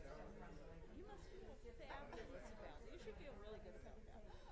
I was like, look at their actually, and it's socially and emotionally engaging. And you should hear them at the tables talking. They're so cute. Oh wow, that's amazing. It's so much fun. Well, the librarian in me is giving you a big round of applause and wish that I had been doing that. Well, no, I don't want that. I just want to share the joy. That's great. It's 8:30 and we will reconvene the meeting. Thank you, everybody. Before we move on to item 11A, I would like to just take a moment on behalf of myself and the board to thank Maria Haug for her work as president these past 2 years. I'm sure, Maria, you never expected to do your board presidency in a mask for like 20 months, probably. So aside from that, we would be remiss for not acknowledging the time, energy, and commitment that has occurred during your tenure as president. During your tenure, you have been integral to the important decisions and processes of our district as we navigated wildfires that hit our community hard, and of course, a pandemic. Your behind-the-scenes work, which included a multitude of meetings and conversations that many of us are not even aware of, are things that we are thankful for. And you have done the majority of this all while wearing a mask. And I know I'm being repetitive, but I had to write things down so I wouldn't forget to hit on the main things. Not only that, you also endured a personal health issue very seriously during your tenure, and you took care of yourself, and then you came back to us committed to the students of this district as strong as ever. And we're so glad that that is behind you. And so then, on a personal note, I just want to thank you and so grateful for your leadership these past 2 years, and know that your presidential experience will continue to benefit us as a board as we move forward. So thank you so much. And if anybody else would like to say anything, please do so at this time. Thank you, Lisa. My thoughts exactly. I mean, thank you for everything that you've done. You had a huge task in front of you, and you didn't even know it. So I'm so appreciative of all of the work and the time and the meetings that you attended, and keeping us apprised of everything that's going on with you and the district team. So thank you very much for your professionalism and always being there, the positive attitude and a smile on your face. So thank you very much. Thank you, Maria. I'm very appreciative of you. Thank you, Jeannie. Thank you. Okay. We will move on now to 11A, board member reports, and I would like to call on Trustee Simon.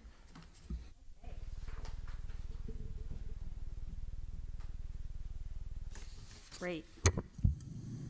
So, let me put my glasses on. Okay, so I am pleased to adopt the high school. And I was, in November, I was fortunate enough to meet with Principal Cinto and Dr. Wilson at the high school. And this was my first time touring the high school. So I asked Principal Cinto for an orientation of some of the programs offered at the high school. So first, some facts that I learned about the high school. It's about 460 students. The school's ranked in the top 3.5% in California and the top 4% nationally by the U.S. News and World Report. Curricular offerings include dual enrollment, college preparatory, advanced placement, honors, English language learner, special education, elective, and credit recovery. And co-curricular and extracurricular offerings include athletics, Future Farmers of America, club activities, drama productions, choir, band, and school leadership, just to name a few. So we began the tour at the Career Technical Education, or CTE, section of the campus. And I really wanted to learn more about these pathways, and I learned that they include ag mechanics, ornamental horticulture, oh, there they are, there are the pictures, and floriculture, agri-science, food service and hospitality, software and systems, and performing arts. I also learned that each pathway offers 2 to 3 courses, including honors and advanced coursework. And Principal Cinto shared with me that the ag mechanics pathway includes CAD, which stands for Computer Aided Design, which aids student skills to continue to grow in the area of technology and mechanics. I learned that the career technical education pathways prepare students for a wide range of careers after high school and college. And it was exciting to learn that the students get to contribute to our community with the new skills that they've learned. So for example, the students who take the horticulture and floriculture classes contribute to various events within and outside the district, including graduations, FFA events, weddings, and baby showers. And that the students who take the culinary coursework have led sessions for staff at their Wellness Wednesdays, and that the students prepared food for the homecoming dance, just to name a few things that they do. So I think that the students really getting an opportunity to learn these skills and then practice them in the real world is so powerful. After visiting the CTE wing, it was lunch, and it was nice to see how the social areas of campus come alive.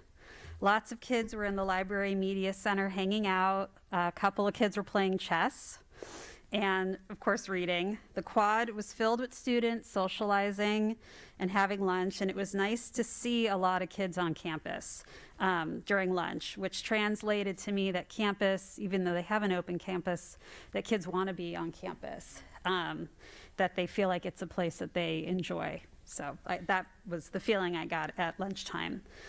I had a nice conversation with Principal Cinto about the advanced coursework. and learned that there are currently 9 AP courses, 6 honors courses, and now, with the addition of one more, there are now 11 dual enrollment courses in coordination with the Napa Valley College.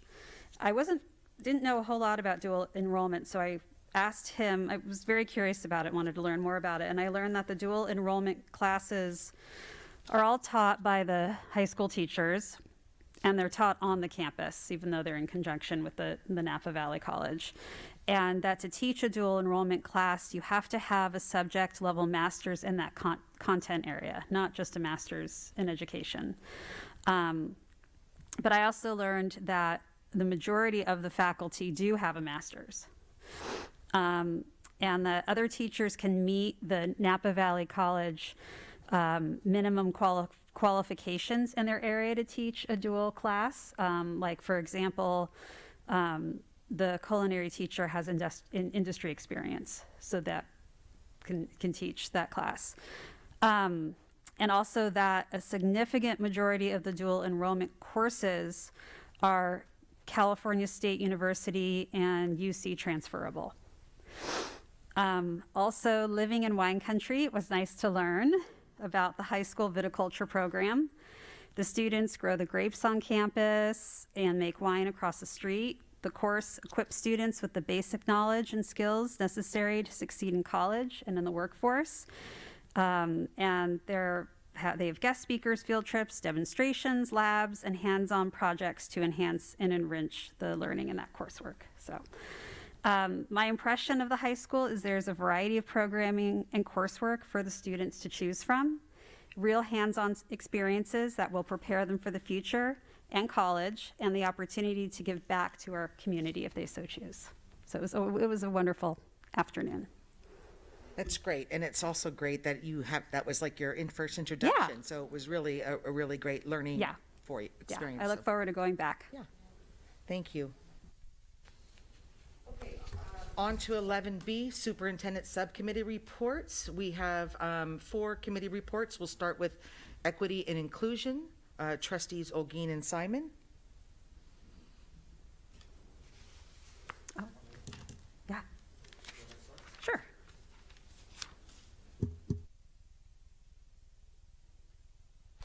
All right, so the equity inclusion meeting, that was December 7th.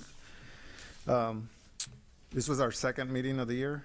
And I believe after our first meeting, there was some participants that requested additional information regarding equity. And so that's what we received. We received the data report, the equity matrix for San Diego Unified School District, and a study called Positive Outliers.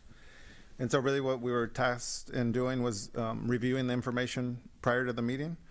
And it was interesting the way we looked at it. They sent a set of questions that kind of reflect through the information. And so the questions were things like, what did you notice? What did you learn? What did you think? What did you feel? And what did you hear? And although it was quite a bit of information to kind of go to prep for, I felt like the exercises were very valuable, especially when asking yourself these questions, to kind of look at them through different lenses and angles. And that's something that I've felt was beneficial from the that part of our meeting, is that we we then got into small groups and we went over these 3 different reports. And what was interesting is that every group we shared out our information. Just every group kind of focused on something different, and so obviously that's part of the beauty of a committee, the collaboration and just the different interests and focus. And so that led on to other conversations and questions moving forward. For me personally, the data report's obviously important, but for me, really, the one that I felt kind of more that I learned more about was the equity matrix. And to me, that just really highlights and captures the work that's been done in the district and that is continuing to be worked on most recent. And so that's something that is put together, I know, mainly by our principals. Obviously, there's a lot of staff that goes into that does the work to put it into play, but the principals do quite a bit amount of putting this document together. And I just thought it was an excellent source for community members that maybe have heard or hear the word equity a lot, or when we talk in meetings, or what equity is. And so I think what was beneficial is that it shows it basically at each school site, which again, it looks different. Equity looks different in every school site and different for different age groups. So I think that when you see it in this format, it just helps you understand what equity and what actionable items look like. So that was very helpful to myself. And again, those that document is organized in 3 groups. So there's student outcomes, and then that's broken down into academic and professional development. So it's a long list of everything that's been done and things that we're working on this year. And then the second one is conditions of learning, and then that's broken down into the social, emotional, behavioral, and then the resources that support that. And then the third one's engagement, so that includes school climate, cultural activities, and events. So you just get a good takeaway in terms of what we're doing at each school site in each district. So I think that was my portion. If you want to talk about the other, I think you said you were going to talk about the other reports. I just wanted to add that what I appreciated when we moved into the small group conversation, I was lucky because I got to have a teacher in my subgroup.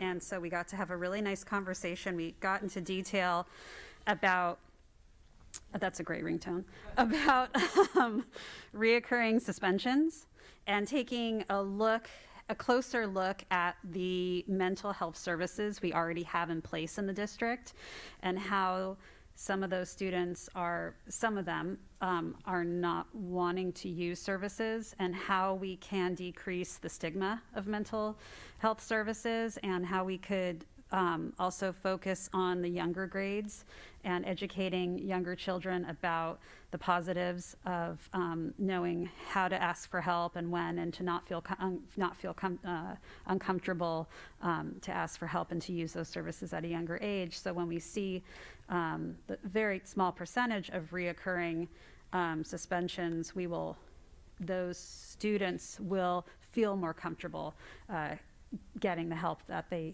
need to decrease the suspensions. So again, having the teacher involved in that small group we would never have had that conversation or known that information if she hadn't been in the group. So appreciated that. Okay, business operations, that would be Trustee Simon and myself. Do you mind starting, and then I'll Absolutely. Thank you. Yeah, so while the November 10th business operations meeting focused on the options for the RLS, the December 8th meeting touched on several topics. And we began with a property tax revenue financial outlook update, and learned that the Napa County Assessor's Office now supports the district to budget at 1% growth for the next 2 years, which means a projected budgetary surplus of almost 36,000. Almost 35,942.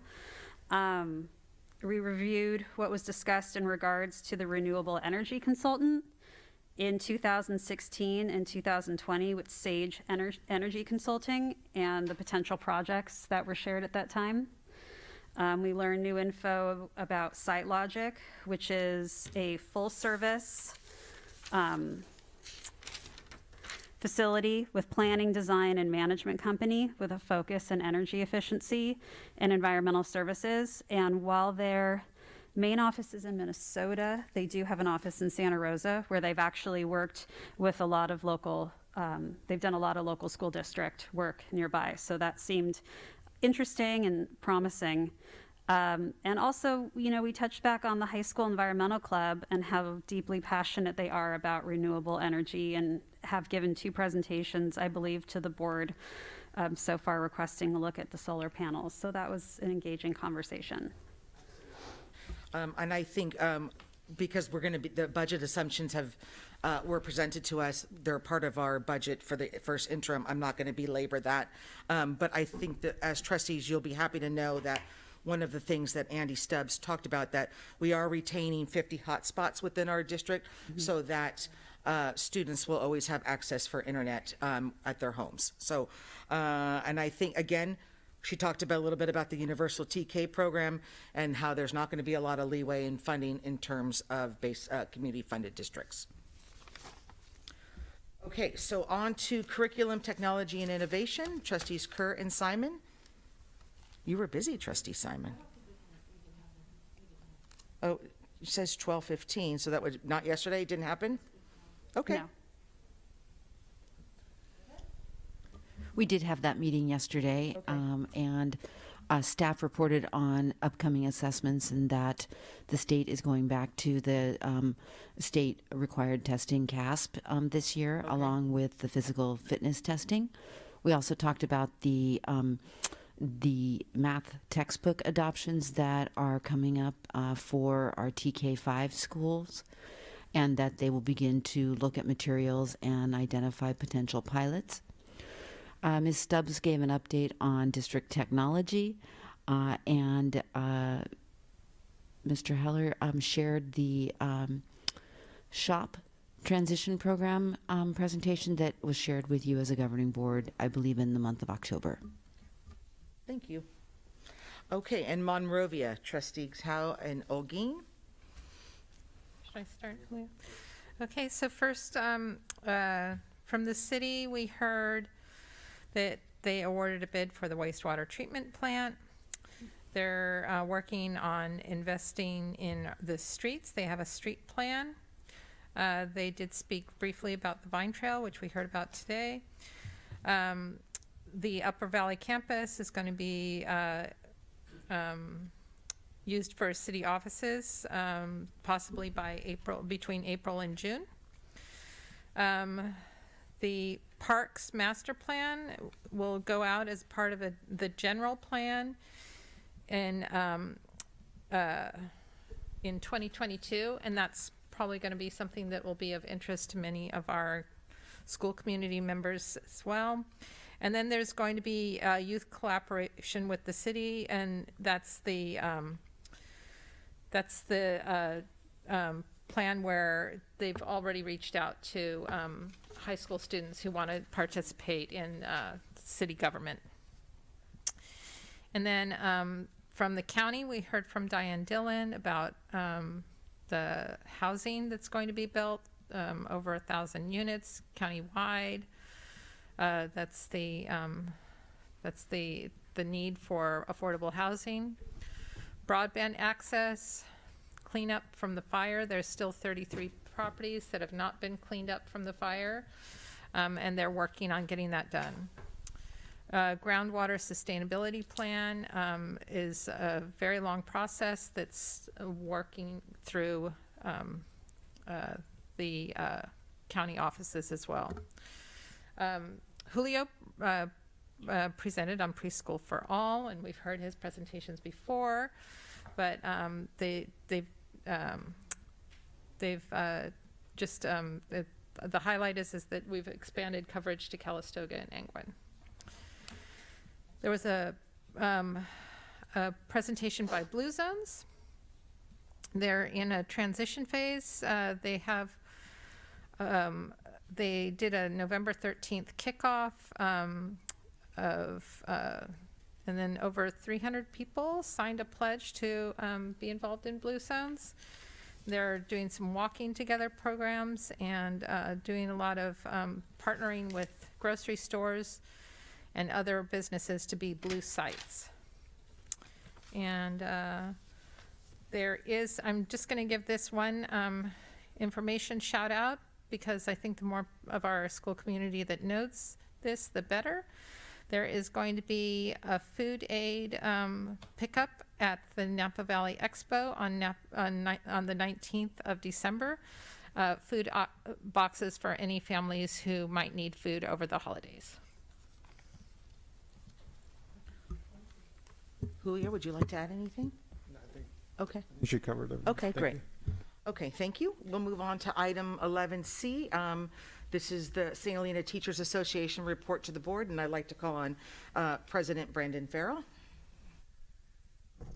All right, this is going to be just a little bit of a continuation from my meetings before, but the most of the talk outside of what we were talking about before was at the TK5 level was when potentially would parent volunteers be let back in. So that was a big topic of discussion.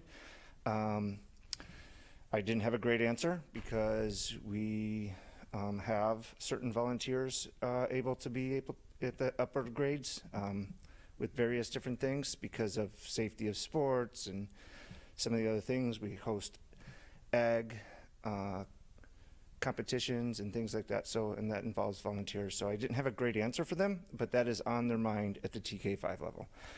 And then at the RLS, we were mainly talked about the issues that I was mentioning before, but the RLS track, and which we've discussed at length, also was brought up as a need. And I'll just say on that too, I think that that is an extremely beneficial project. And I would be, our teachers are in full support of that. So I know that that's happening. And then the high school, we're just getting through finals and everybody's ready to grade all those and to take a little bit of a break and then come back and at the beginning of the year at the second semester. So I think everything's really rolling really smooth at the high school. But I know the TK5 teachers were really interested on when parent volunteers would be potentially allowed back in the classroom. Some think that Napa is allowing it now, but I heard that that's not happening, but I don't know that for a fact either. So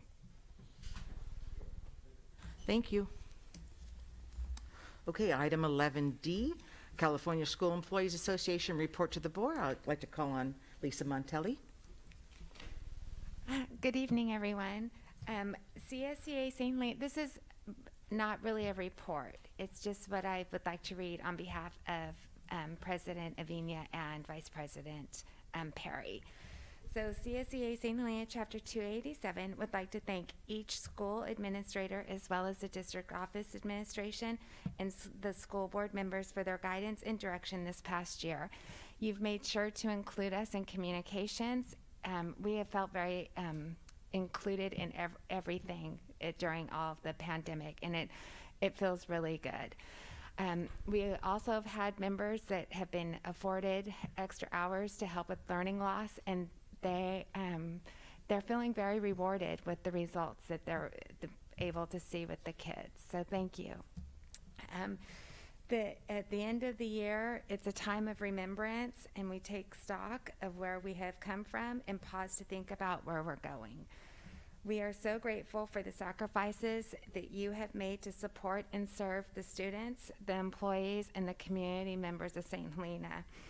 May this holiday season be all that you hope for, and may it be surrounded by love and friendship. We're wishing everyone a happy, safe, and healthy holiday season.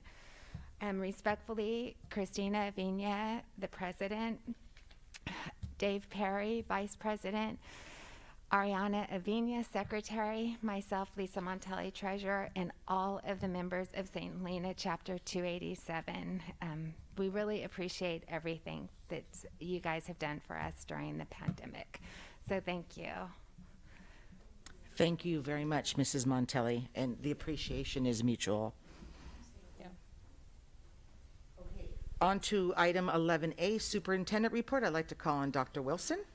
Thank you. I too would like to thank Maria for her presidency in the last 2 years. Appreciate your leadership and all of the challenges that we faced together. So thank you, Maria. I believe all of you know that within our local control accountability plan, we do have 5 major areas that we're working on. And this year we decided to take a deeper dive or look more strategically at wellness for both students and staff.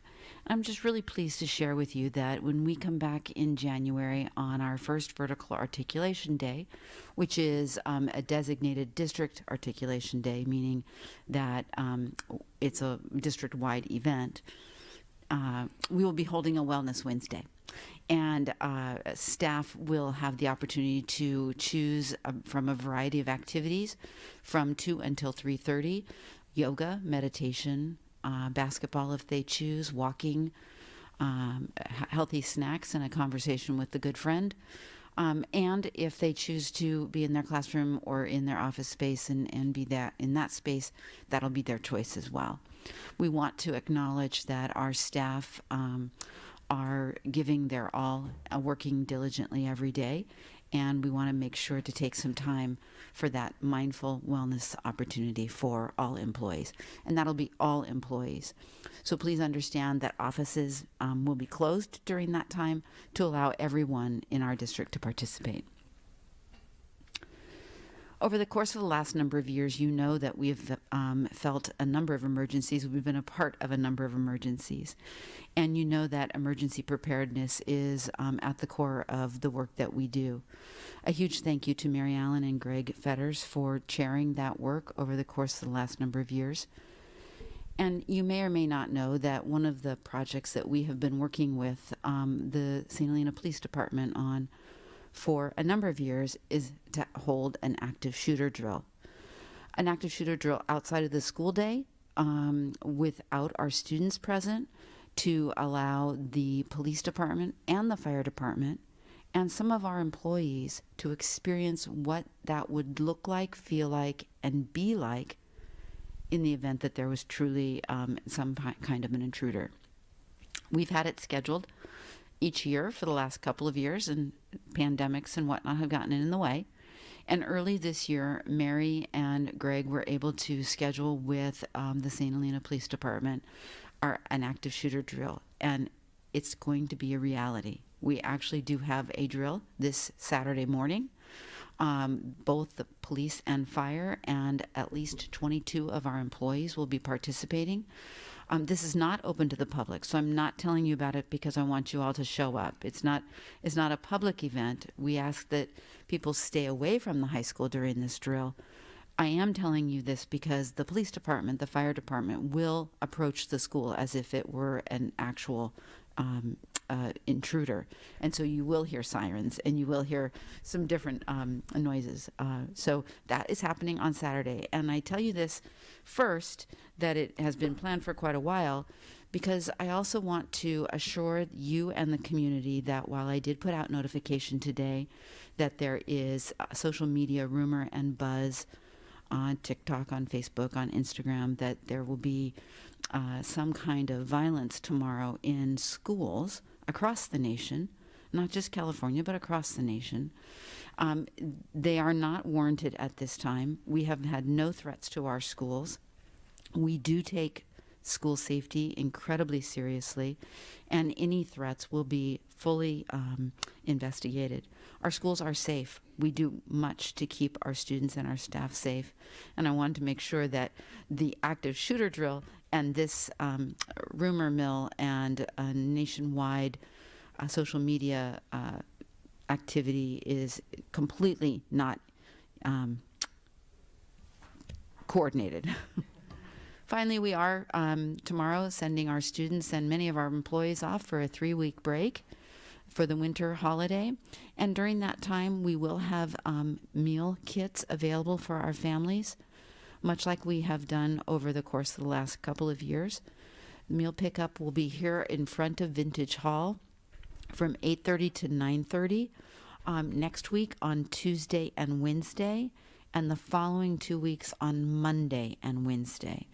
And so students do not need to be present. Parents can drive by, pick up the meal kits for as many students as they have in their home. And we want to make sure that everyone has food through the holidays. That ends my report. Thank you. Thank you. Trustees, any questions? I have a quick question for Dr. Wilson. Dr. Wilson, is the active shooter practice on Saturday the first of its kind for the district? Just to clarify. It is the first. Well, in my tenure, it is the first of its kind. We did have an intruder drill a number of years ago that Mr. Heller was the intruder. It was not an active shooter drill, though. Ms. Allen, are there any other active shooter drills that I'm not aware of? We participated in one in Calistoga and also down in American Canyon as a county-wide, but we officially have not had one. We've had it on the books for a while, but it's gotten canceled as Superintendent Wilson was stating. But we have done similar just interactions in ourselves. We do active shooter drills all the time at each campus. We just haven't done a community-wide active shooter drill. So this is really important for us to learn from this weekend, and we're excited that we were able to get all the players at the table. Yeah. Great. Great. Absolutely. It's equally as important for the police department and the fire department because they'll be working in tandem to protect the school and take care of any potential volunteer victims. Okay. Have the students had training, like not active shooter, but stranger campus with barricading and hiding in the classrooms with their teachers? Yes, that's a part of the drills, the ongoing drills that we have. That is part of it. Okay, thank you. Just wanted to know. And then Dr. Wilson, for clarification on that social media rumor, is this like similar to the whole TikTok vandalized bathroom trend, but perhaps this is a little bit more violent, it sounds like these rumors are talking about? Yeah? I would say yes, it's similar. A district email went out to everybody. I actually didn't have a chance to read that email. Yeah. So. It is similar, and I would say it's a little more aggressive in nature. And in fact, Governor Newsom put out a press release today indicating that there are some schools across the nation that have received bomb threats and other types of violent threats. And I did speak with both Principal Cox and Cinto today, and while there were a few rumors at the middle school because they had seen the TikTok, there were no founded threats at all on either campus. Okay, thank you very much. Trustees, anything else? Okay, items 11F, G, H, and I are the principal reports accordingly for each school. They are written reports. As always, we encourage all our community members and parents to read those reports because they highlight a lot of great things happening at our campuses, acknowledging student and parent volunteers as well. Trustees, do you have any questions on those reports? No, thank you. No? Okay. Okay, we'll move on to item 12A, which is the consent agenda. The consent agenda contains routine items judged as appropriate to be acted upon in one motion. If a board member requests that an item be removed from the consent agenda, the item will be considered under discussions and action items. Is there anyone present who wishes to comment on this agenda item? Were there any written comments submitted by members of the public? No. Okay. Do the trustees have any questions about this agenda item? No. Okay. Is there a motion to approve the consent agenda as presented? I'll make that motion. Is there a second? I'll second. All those in favor say aye. Aye. Motion carried. Okay, on to item 13A. This is the 21-22 Local Control Accountability Plan update for the St. Helena Elementary School report on equity and inclusion, and I will call on Mrs. Tanya Pearson. Thank you. Thank you. Yeah, I'm really, it's felt really good thinking about and planning to approach you and discuss how we work to support all students' growth in an equitable manner at St. Helena Elementary School. Now, the tenor for any teacher is that we should not be a cookie cutter teacher and just plug our instruction into students. So we really pride ourselves in, I think this pandemic as well has helped us realize how do we continue to keep changing to see what resources we have and what needs we have in the students in front of us. Now, we work in teams to do that and to make sure that every single student is known as much as possible in all of those realms, that we see our students in their academic behavior and their social emotional growth. So you can see here that we work to respond in a team effort so that it's equitable growth in academics. We've got a team that's working to say, what are all of our academic needs and how do we make sure that each grade level is supporting those and I'll show you in the next slide how we're making some extra improvements in some of those growth. And then behavioral growth that every student is supported in every classroom with what we'd call a viable curriculum, not just for academics, but a guaranteed viable curriculum for how we're working on how we approach all students as they work on their conflict resolution. They have the same kind of script and path that they're learning in every classroom, and the same thing in social emotional growth. Now this year, we've got a team that's been working since the summer. We've known no matter what that this is an area for equity that we have had some learning loss in just how kids feel about their feelings and how they're able to work with one another. So over the summer, we had a team that was identified, one per grade level, to make plans for what our emotional learning would look like. And I'm happy to show you how that's been applied based on the need assessments that we've been doing for all students. Now, it's also imperative that school is a place that we need to maximize every moment that we can, not to just see what kids already know and what they're comfortable showing us, but to make the conditions of learning focused on especially the type of things that kids will not learn in other places very easily at home. So in particular, two groups that we've been targeting are our language learners and students that have differences in how they learn, or our special ed resource students. Learning is, I would say, motivating and pretty, can also just be like addicting to most students and to everybody. But when we see that there are some issues, then we want to make sure that we're focusing on the things that make the biggest difference possible. So in this, I'll mention just briefly that the three areas that we're really working on as a staff that we know will have the most growth are focused. I've mentioned in the past, the work of John Hattie looks at many, he's a meta-analyst that looks at 50,000 different educational research projects to see what are the areas that can have the biggest growth. The hinge point of learning is 0.4. That would be a typical 1 year's worth of growth. So if we can see the types of things that go to more than an average year of growth, those are the things that we put laser focus on. In the past, I did not lead with this one, but this is our lead this year because it's the instructional quality. How can we as staff first look and see what we're doing for students so that we make sure that it's designed in a way that's going to meet an actual need that we're seeing, or motivate the growth to encourage and keep going and surpassing hopefully what the student even thinks they're capable of. And so that's that the teacher's able to clearly decide and talk about what learning looks like, not just what the standard is, but what does that student work that shows that standard look as actual exemplars. Beyond that, our students actually see what those are too. But first, the teachers need to know what does it look like that they're trying to get from their students. Then that they're guiding them every day through that, and they're reminding them, this is what you're supposed to be learning. Okay, everybody, oh, I see evidence of that. Or, oh my gosh, this is hard. That's why we've picked it. It's really important. So those guideposts are daily with interactions, and they're getting feedback. And that the influence of what teachers are doing is hopefully impacting the actual student growth.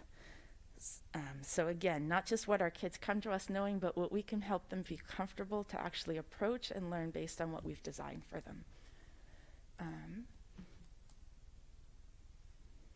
Great. And in this part, the part on the right, that is just, it describes that that's the portion of what we're doing in our grade level teams. And at this point, with our professional learning communities, it's that our whole school is looking to see how are we impacting our students in the moment, noticing what they need that day, that week, that month coming up. Not just planning in the summer for the type of students we know that will need this type of average or middle or high curriculum, but what's the actual successes that they're having? What are the areas that we're able to help promote and to emphasize as growth and as success points? And what are the areas that we need to strategically let kids know is an area of opportunity, and what's the path look like for them to reach success? And so on the left side, as we're looking at our design and how we're looking at our lessons, this is a standard in our weekly assessments, making sure that we're not only discussing that, but that every grade level is also committed to tracking the time periods that they're going to make. They're making decisions that they record on discussions of the best type of curriculum and the best type of activities that work. And they're taking this is year 5 or so that we've been doing this. They're taking it from each year, looking back at notes and saying, okay, last year we thought this, I don't know, let's see how many weeks. And in the lens of the pandemic, we've worked very hard on the pacing, because not only the pacing of our in classroom or grade level groups, we now have the benefit of having not only our reading, but a math interventionist teacher. And our pacing for not only the standards, it's communicated, and we've designed that all the more clearly this year so that all resource teachers and interventionists know not only the timing that our most essential math and reading standards will come up, so that they can prepare lessons that support them or give teachers some support that they can use in the classroom, but that they can also preload some of the learning so that it's targeted towards what those essential, really meaty parts of learning that are coming up are going to be. In February, we're going to go into fractions, deeper level in 5th grade, but some of our learning students that are challenged are already starting some of that pre-work, knowing what was difficult in 4th grade and what always is difficult in 5th grade. So the strategies now is that. And then also, how do we know that students have taken our design and making sure that we don't just rely on habits? That actually is a live link there on the top part. It's in blue, and it links it to actual engagement activities and the types of things that engage especially language learners. There are things that we've been working on with Doug Fisher, conversations, having posters that have multiple people writing in different colored ink, and just different things that we're working on, because we know that we don't want just a student to be called on randomly to represent what we think the whole group knows.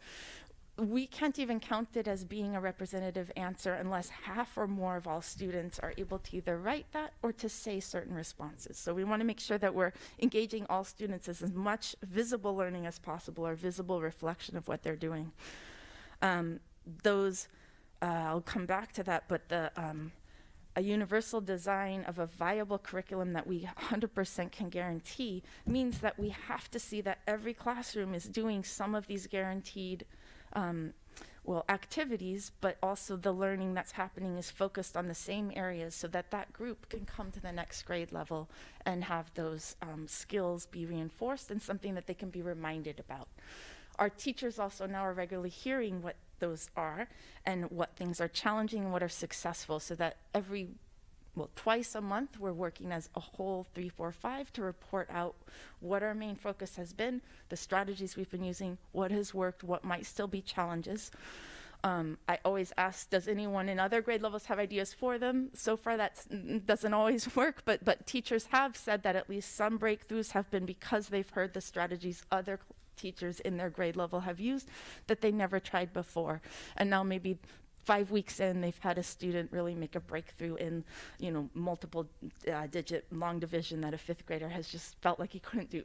So just that team effort is what we're really focused on.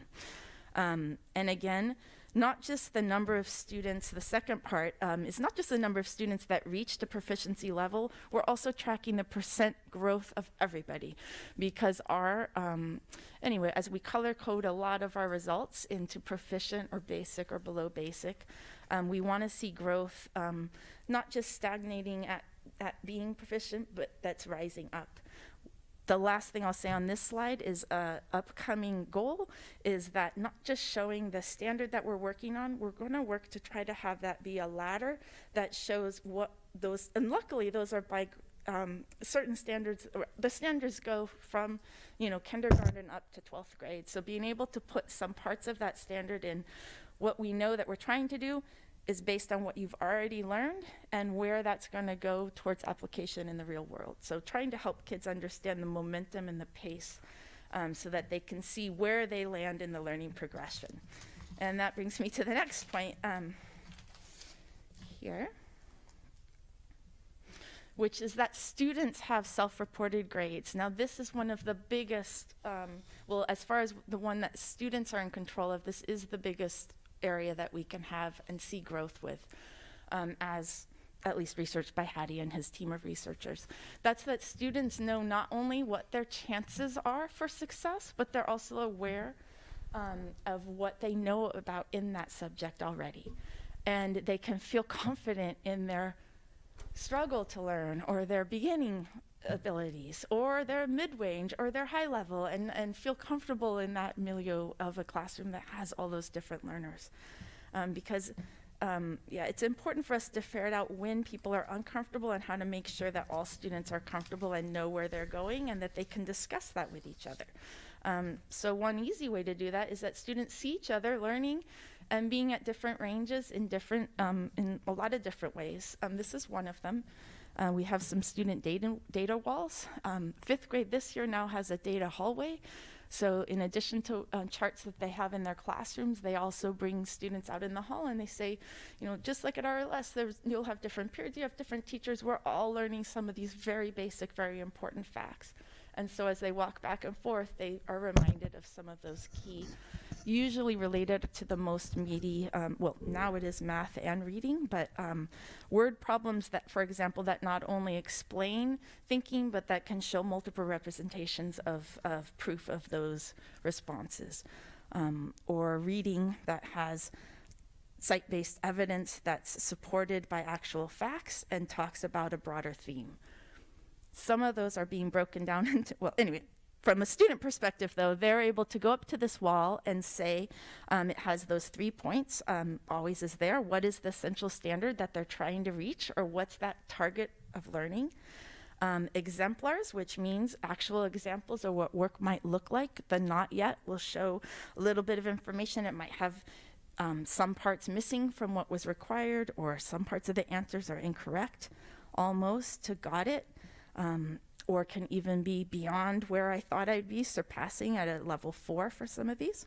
And then also helps students actually gauge what they need to do. So a student goes up with teachers, or sometimes with just by themselves or with a partner, to say, where do I think I am? What would it take in my work right now in front of me to get to that next step? Or, whew, I got it. And hopefully that latter will show now what does that mean. So maybe that means you now can write debate papers, or you can, you know, contribute to a scientific article, or whatever it is that we're trying to get them to reach. And this next one here, it's my favorite, because I see, I guess I'm in a position, I think, where I see the whole picture of a lot of teachers and a lot of efforts working together. But my big goal is how to help make sure that teachers understand how all of their work is working together, and that they're able to go home and honestly feel, I would say, a deep sense of gratitude for colleagues that have made their life or their job somehow easier, because they've all expressed what their goal is and what they're trying to work on, and have figured out who can help each other, and how beyond even their discussion, but also their work habits, can help better analyze, understand, and support students. And when teachers feel that this is Hattie's word, what that stands for to him, or how he defines it, is that their collective action can positively influence the outcome. That the students, and frankly, even the student you see in September is not the same student by January. So there are things that impact students that might make them disengaged or have emotional issues, and we need to always be assessing formatively and with more official assessments as well. So through our academic, social, emotional, and some of our behavioral surveys as well, we track data. And our MTSS team, that's this final one, again, the collective efficacy, how we together can work as teachers.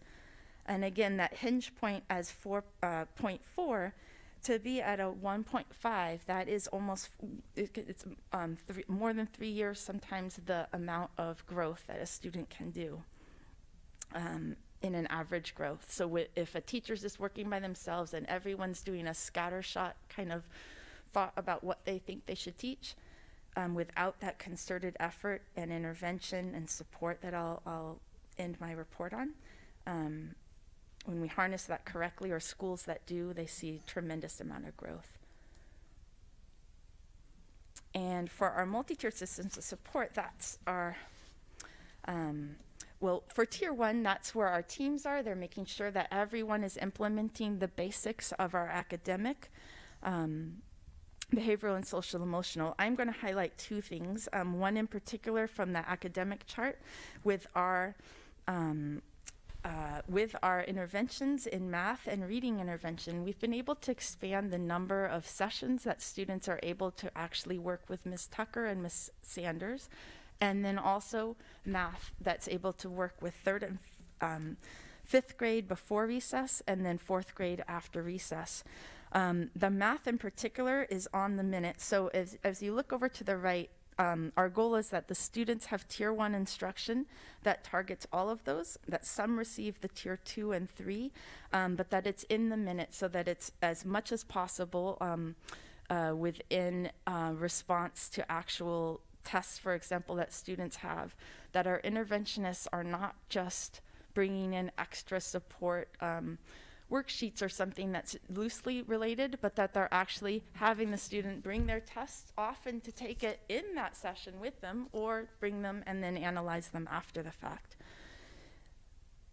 And then with our reading intervention, students also are working not only on the Read 180 and Systems 44 booklets, but they're adding in some of the reading and some of the support that they're doing for the writing and SMART goal that they're working on as well, making sure that that some of the materials are coming from our benchmark, and that we're actually using the same materials to support students, and using Read 180 and Systems 44, absolutely still using the materials, but dovetailing more of the actual classroom instruction as well into that, so that the minutes of the instruction in intervention and our RSP program are targeting as much of our standard curriculum and giving the scaffold so that the students are able to succeed in what all students are approaching, or as many as possible are approaching. In behavioral, for check-in, check-out is one of the areas that we've had, I believe it's been about,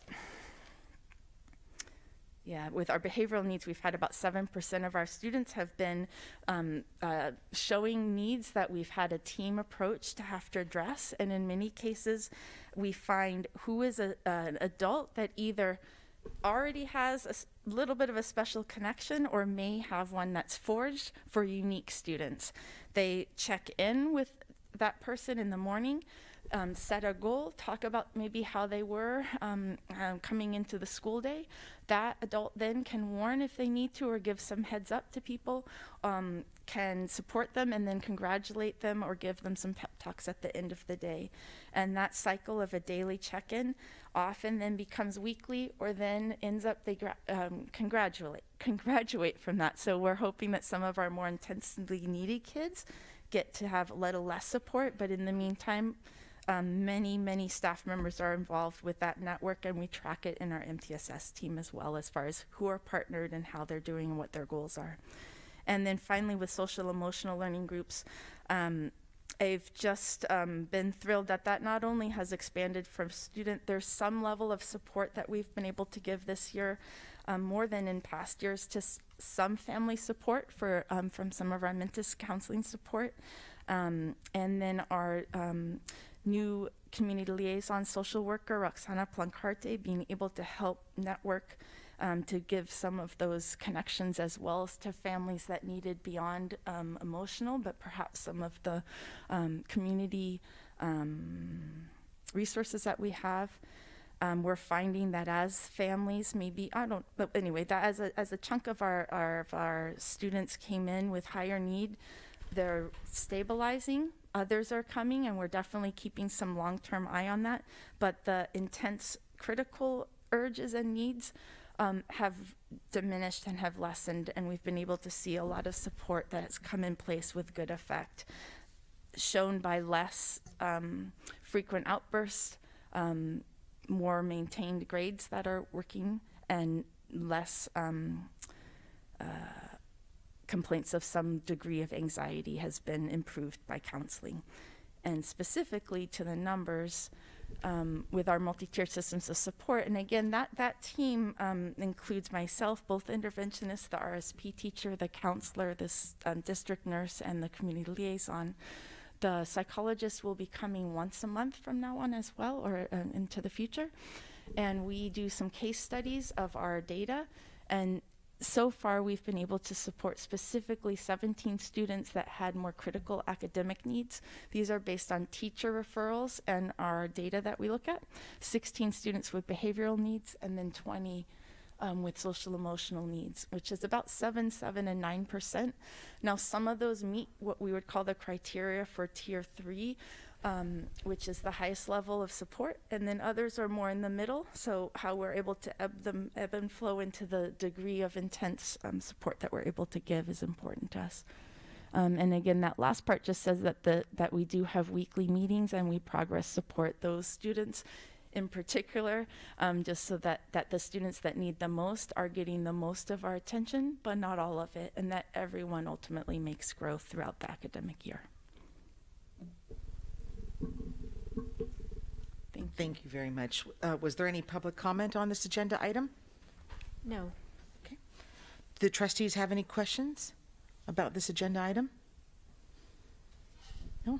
No, I just want to say that I appreciate that you're teaching the children how to track their own progress. I think that's really, really powerful for them to see what is not quite there, what's almost there, and then what means that they have it. So thank you. With some of our writing in particular, we also have a pre-assessment, and the student sees what the rubric is with their assessment that comes back. It ultimately gets stapled to the second post-assessment with the chart showing how they've grown ultimately, and both of those are kind of stacked.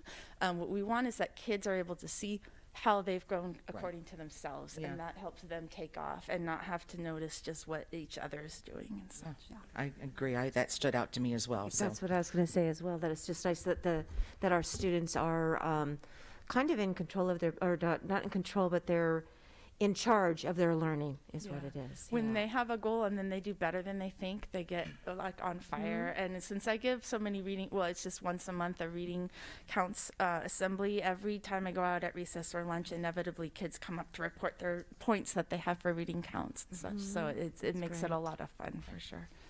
Thank you very much. Thank you. Thank you. Trustees and Dr. Wilson, if I may, it's finals week for Macy. So Macy, I know you love our company, but I'm sure you have some prep you would like to do. So please feel free that if you would like to leave to go home and study. Yeah, absolutely. And as she's standing, just notice the sweatshirt she's wearing. Yeah, I thought so. Early acceptance. Nice. Congratulations. That's great. That's a good looking sweatshirt. Thank you for being here and good luck. We'll see you next year. Okay. Okay. Okay, next item is 13B. It's the written report on the St. Helena Unified School District Student Support Services for the 21-22 school year. This is a written report. Was there any public comment on this agenda item? No. Okay. Do the trustees have any questions about this agenda item? I don't have any questions, but I thank you, Ms. Allen, very much for putting this together for us. And I just want to, what I have underlined, you don't have to, you're fine. What I have underlined is it's truly a team working for the individual success of every student. And that's exactly what this report exemplified, for sure. Yeah, so thank you very much. Thank you. And I just wanted to follow up on that as well. Just the document, it's a great way to highlight the services, but just also the fact that it's a wraparound approach, so it highlights all the community. So it's not just our staff, but our entire community that's supporting our students and families. So thank you. I will also say ditto to that. I did have 2 clarifications, if you would, for me, please.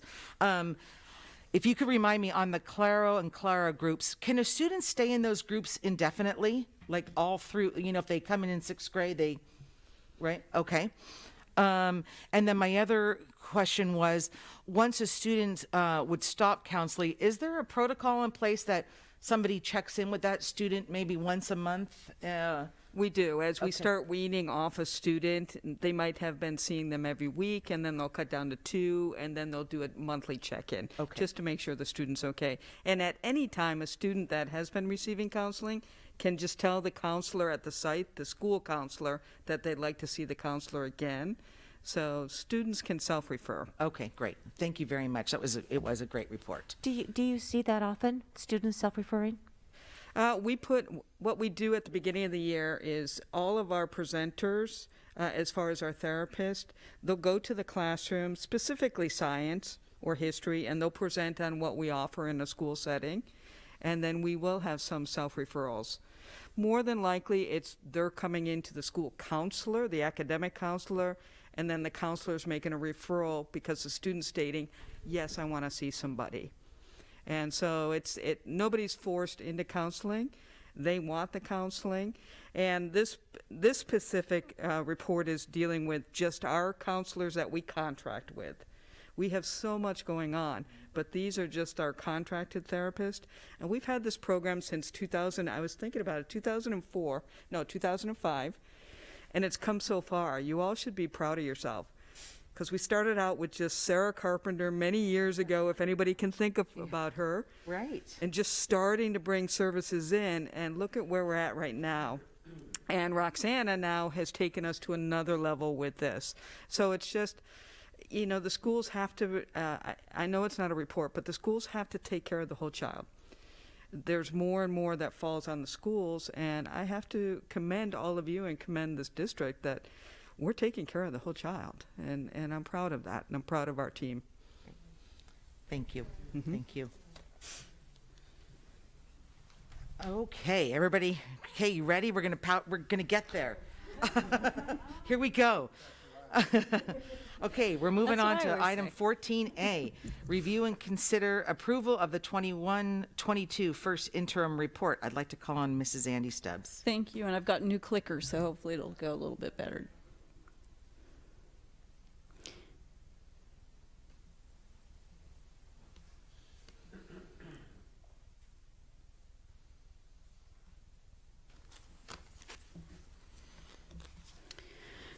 So this evening I'd like to spend a little bit of time comparing where we were with the June adopted budget to first interim.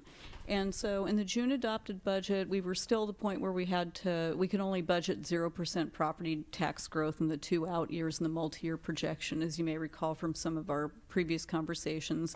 And so in our multi-year projection, that was resulting in a budgetary deficit of almost $1 million in 23-24.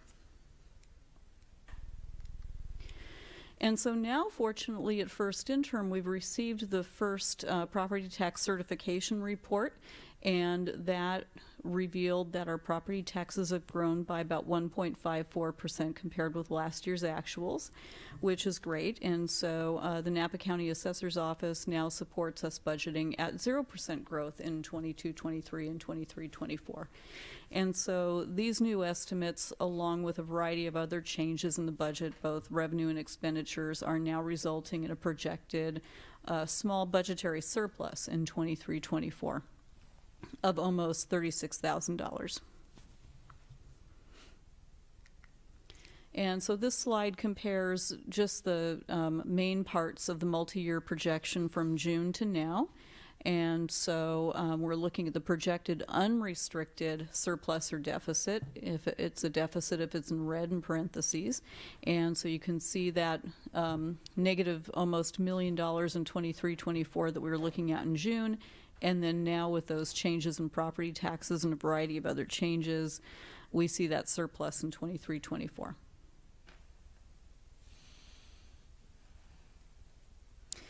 And so This slide here captures all the changes to the significant changes to revenue since the time of the June adopted budget. And those large figures that you see there, the total unrestricted and total restricted, tie out to the actual financial reports when comparing the change from June to now. And so you can see the impact of the property tax revenue growth of about $438,000. And then on the restricted side of the house, we've got quite a few changes there. The biggest would be just the timing of when we're booking the ESSER 3 COVID-19 funds. And so that is what the feds call unearned revenue, so we can only book it when we spend it. And when we started building the budget for this year way back beginning in March, April, as we were going along at the time, we weren't quite sure when we were going to be starting to spend those funds, so we had them booked in this current year, but now we are pushing that out actually to the third year out, so that's why you see a big change there. And then the next couple of slides talk about changes to our expenses compared with the June budget, and again we're looking at both unrestricted and restricted combined. And with certificated salaries, for example, we have looked at a lot of the line items there and then adjusted our budgets to accommodate actual salary placements for our new hires. We've made some adjustments to our supplemental pay, which includes the increase temporarily of sub-pay rates under an MOU. With classified staff, you can see we added a couple of additional positions there and also adjusted some supplemental pay accounts. And then employee benefits are always going to be adjusted a little bit to reflect any changes in salaries. And then also a little bit of good news, we budgeted, which we do every year, about a 10% increase for medical benefits, but the true increase came in at about 4.86%. So we were happy to see that. Yeah, it's great. And then, as you know, oftentimes we have increases in supplies and materials and services and operating that have to do specifically with local donations because we budget that revenue and those expenses as we receive them. And then, let's see, and then we had quite a few changes just to some restricted accounts with regard to services and operating. And some other shifts there that are detailed out. We were able to decrease the budget to our contribution to food services a bit this year due to the ongoing waivers that are in place right now. And then California, as you know, will go to universal meals for all next year, which we're very happy about. So this chart here shows many of the other assumptions that go into building out that multi-year projection. These are the revenue assumptions. And this covers a majority of the factors that I use in building out the multi-year projection. And so it shows our property tax increase and so forth there.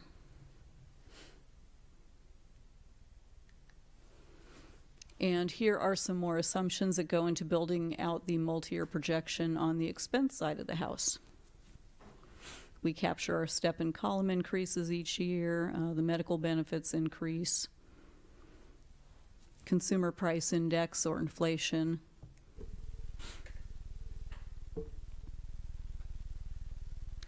And then because we have a retirement incentive built into the contract for 22-23, we factored in some projected savings for that in 2023-24.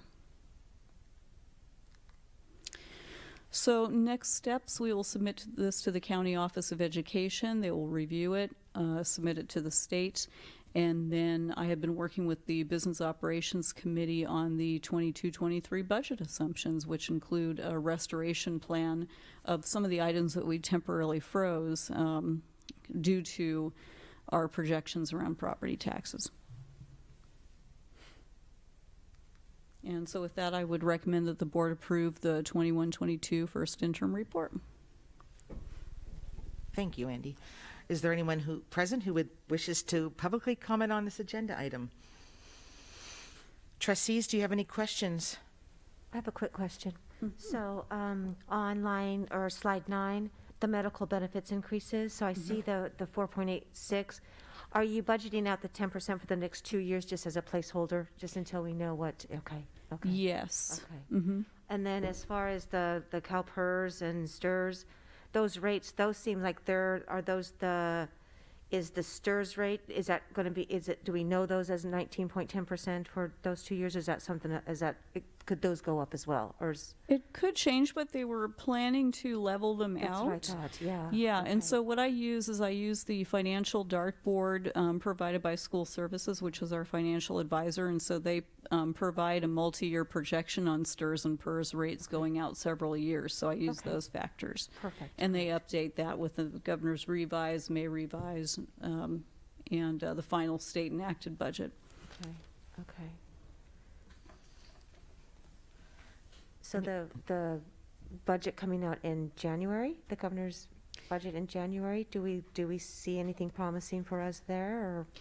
I haven't learned anything about that yet. I always participate in a workshop every January, so I'll get more information then. Yeah, and definitely we'll share that with the board with the second interim report that comes to you in March. Okay, perfect. Right, Yeah. thank you. Thank you very much. Mm-hmm. Anything else, trustees? Okay.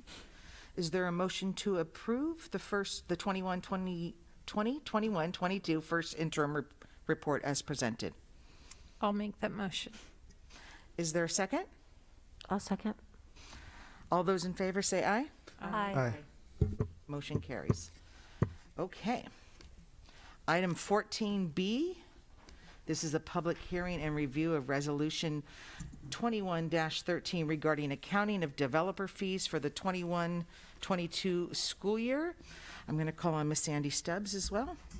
Thank you. And this is the annual resolution that includes a report of how we spent our developer fees last year, and then also long-term projection. And so if we go to the exhibit that's after the first couple of pages there. And perfect. If we can go down just a little bit more, Erica, thanks. So here we see how much we collected in developer fees for 2020-21. And we gained some interest there as well. And then we only had one expenditure last year, if we can go down just a little bit more, and that was towards the Vintage Hall roof replacement project, which was approved by the board August 8th, 2019. In that amount shown there. And so we did incur those expenses. And then we always include kind of a 5-year look within these reports, and so we just have a placeholder there as some budget towards some of the projects that the board saw earlier this evening. And so that was the substantive information in that resolution, and then tonight it's presented just for public hearing and information, and it'll come back for approval next month. Okay. Thank you. I get to use the gavel on my first night. It's very exciting. Okay, the public hearing regarding the accounting of development fees for the 2020-21 fiscal year is now open at 9:44 p.m. Comments during this public hearing should be limited to the accounting of development fees only. It is our goal to hear from all who wish to be heard. We now invite members of the audience to address the Board of Trustees on the accounting of development fees for the 2020-21 fiscal year. We will wait and see.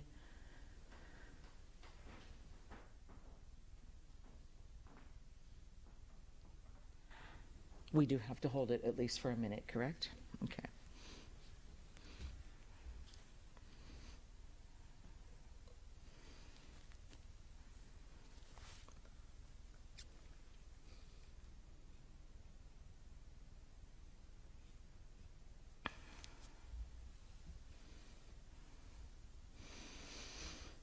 I got like 30 more seconds, right? Do you have?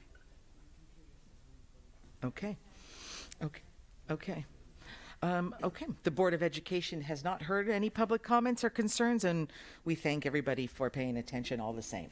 The public hearing is now closed at 9:45 p.m. Do the trustees have any questions? Okay. Okay, moving on, item 14C, the review and consider approval of contracts over 25,000. I will also call on Mrs. Andy Stubbs. Thank you. And we have 3 contracts for the board to consider approving this evening. The first 2 are with Dell Technologies for device refresh. They're the first quotes that we're seeing for 22-23, actually. And I believe that you may note in the actual contract that the purchase order address goes to Sacramento, but that's because they're going to go to Sterling first for etching, and then they come back to us. Okay. And I'm pleased to report that these 2 quotes can live within our current budget for technology. So we won't need to increase the budget in this year to cover these purchases for next year. So I was happy about that. And then if we can cursor down just to the last contract, this would be an increased agreement with EP Behavioral Services. And we have been working with them now for the past year for behavioral support for students. And in this case, what we're doing is we're extending the term out into the spring at an increased cost of $33,328. And so that will support students that need that particular service a bit longer. And here too, I won't need to increase the budget at all because I had a placeholder that I could apply to this additional expense. And so with that, I would recommend that the board approve the 3 contracts over $25,000. Is there any public comment? Oh, sorry, my microphone was not on. Trustees, do you have any questions about this agenda item? No. Okay. Is there a motion to approve the contracts over 25,000 as 25,000? Yes, as presented. Look. I'll make a motion to approve contracts over 25,000. Is there a second? I second. All those in favor say aye. Aye. Motion carries. Okay. Item 15A, future agenda items. Trustees, please take a look at the upcoming governing board meeting agenda for January. Do any of the trustees have a subject for future agenda items? You know, I just, in consideration of the public comments at the beginning of the meeting regarding the improving communications with the comments from Ms. Brown. Okay. Is there any interest from other trustees to add that as a future agenda item as, for further communication with that, further discussion within ourselves? Trustees, Trustee Kerr would need 2 other trustees to support that request to put it on for a future agenda item.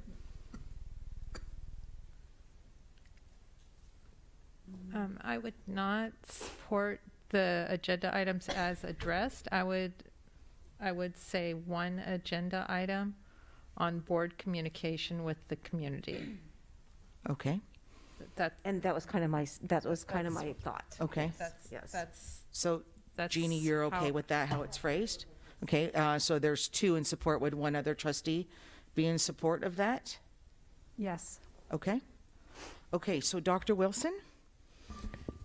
President Pelosi, I'm going to need a little bit more direction on what board communication with the community means as far as an agenda item. Okay. Trustees, can you help Dr. I'm Wilson happy with to, that? yes. Thank you. So I think that primarily, there might be some misinformation about whether we could, about hybrid meetings or no hybrid meetings type of a thing. So maybe just conversation around that so people can understand where we're coming from and why we chose to be in person rather than hybrid. Also, I think that there is, maybe we discussed just ideas about maybe how we can improve our communication with the community, and that would just be an open discussion amongst ourselves about, possible different ways that we might have heard that might help us. Dr. Wilson, does that help? Let me repeat back and make sure that I am clear. What I heard was a conversation on the part of the board around meeting format and why the meeting is an in-person meeting currently, and then a conversation amongst the 5 of you on how you might improve communications between the community and the board. That's correct. Okay. Anything else that you're thinking about, Trustee Hope? Or Trustee Simon, anything else? I was just wanting the emphasis to be that this would be a board-led discussion, and we're not looking for direction, or it's more about how the board communicates with the community. Is that correct? That's what it seems. That's Is what that yes. Okay. Are you comfortable with that, Dr. Wilson? I am comfortable with that. That may mean that further direction will be need to be given to the staff following that conversation. If there's something you've identified that you want to either do differently or you need more information on. Correct. That's clear. That's how I interpret correct, that yes. as well. Okay. But so I would ask you and the staff to determine when that might fit onto the governance calendar, so that we could put it onto the agenda and when it's appropriate. Thank you, President Haug. You're not President Haug. Thank you, President. It's been 2 years. President Pelosi, thank you. Okay. Thank you for your consideration. Yeah. Thank you for. Yeah, exactly. Okay, trustees, you're comfortable? Okay. All right, so then we are on to 16A, which is an adjournment. Is there a motion to adjourn the meeting? I'll make a motion to adjourn the meeting. Is there a second? I'll second. Okay, all those in favor say aye. Aye. Aye. Motion carried. Meeting ended at 9:51 p.m. Thank you, everybody, very much.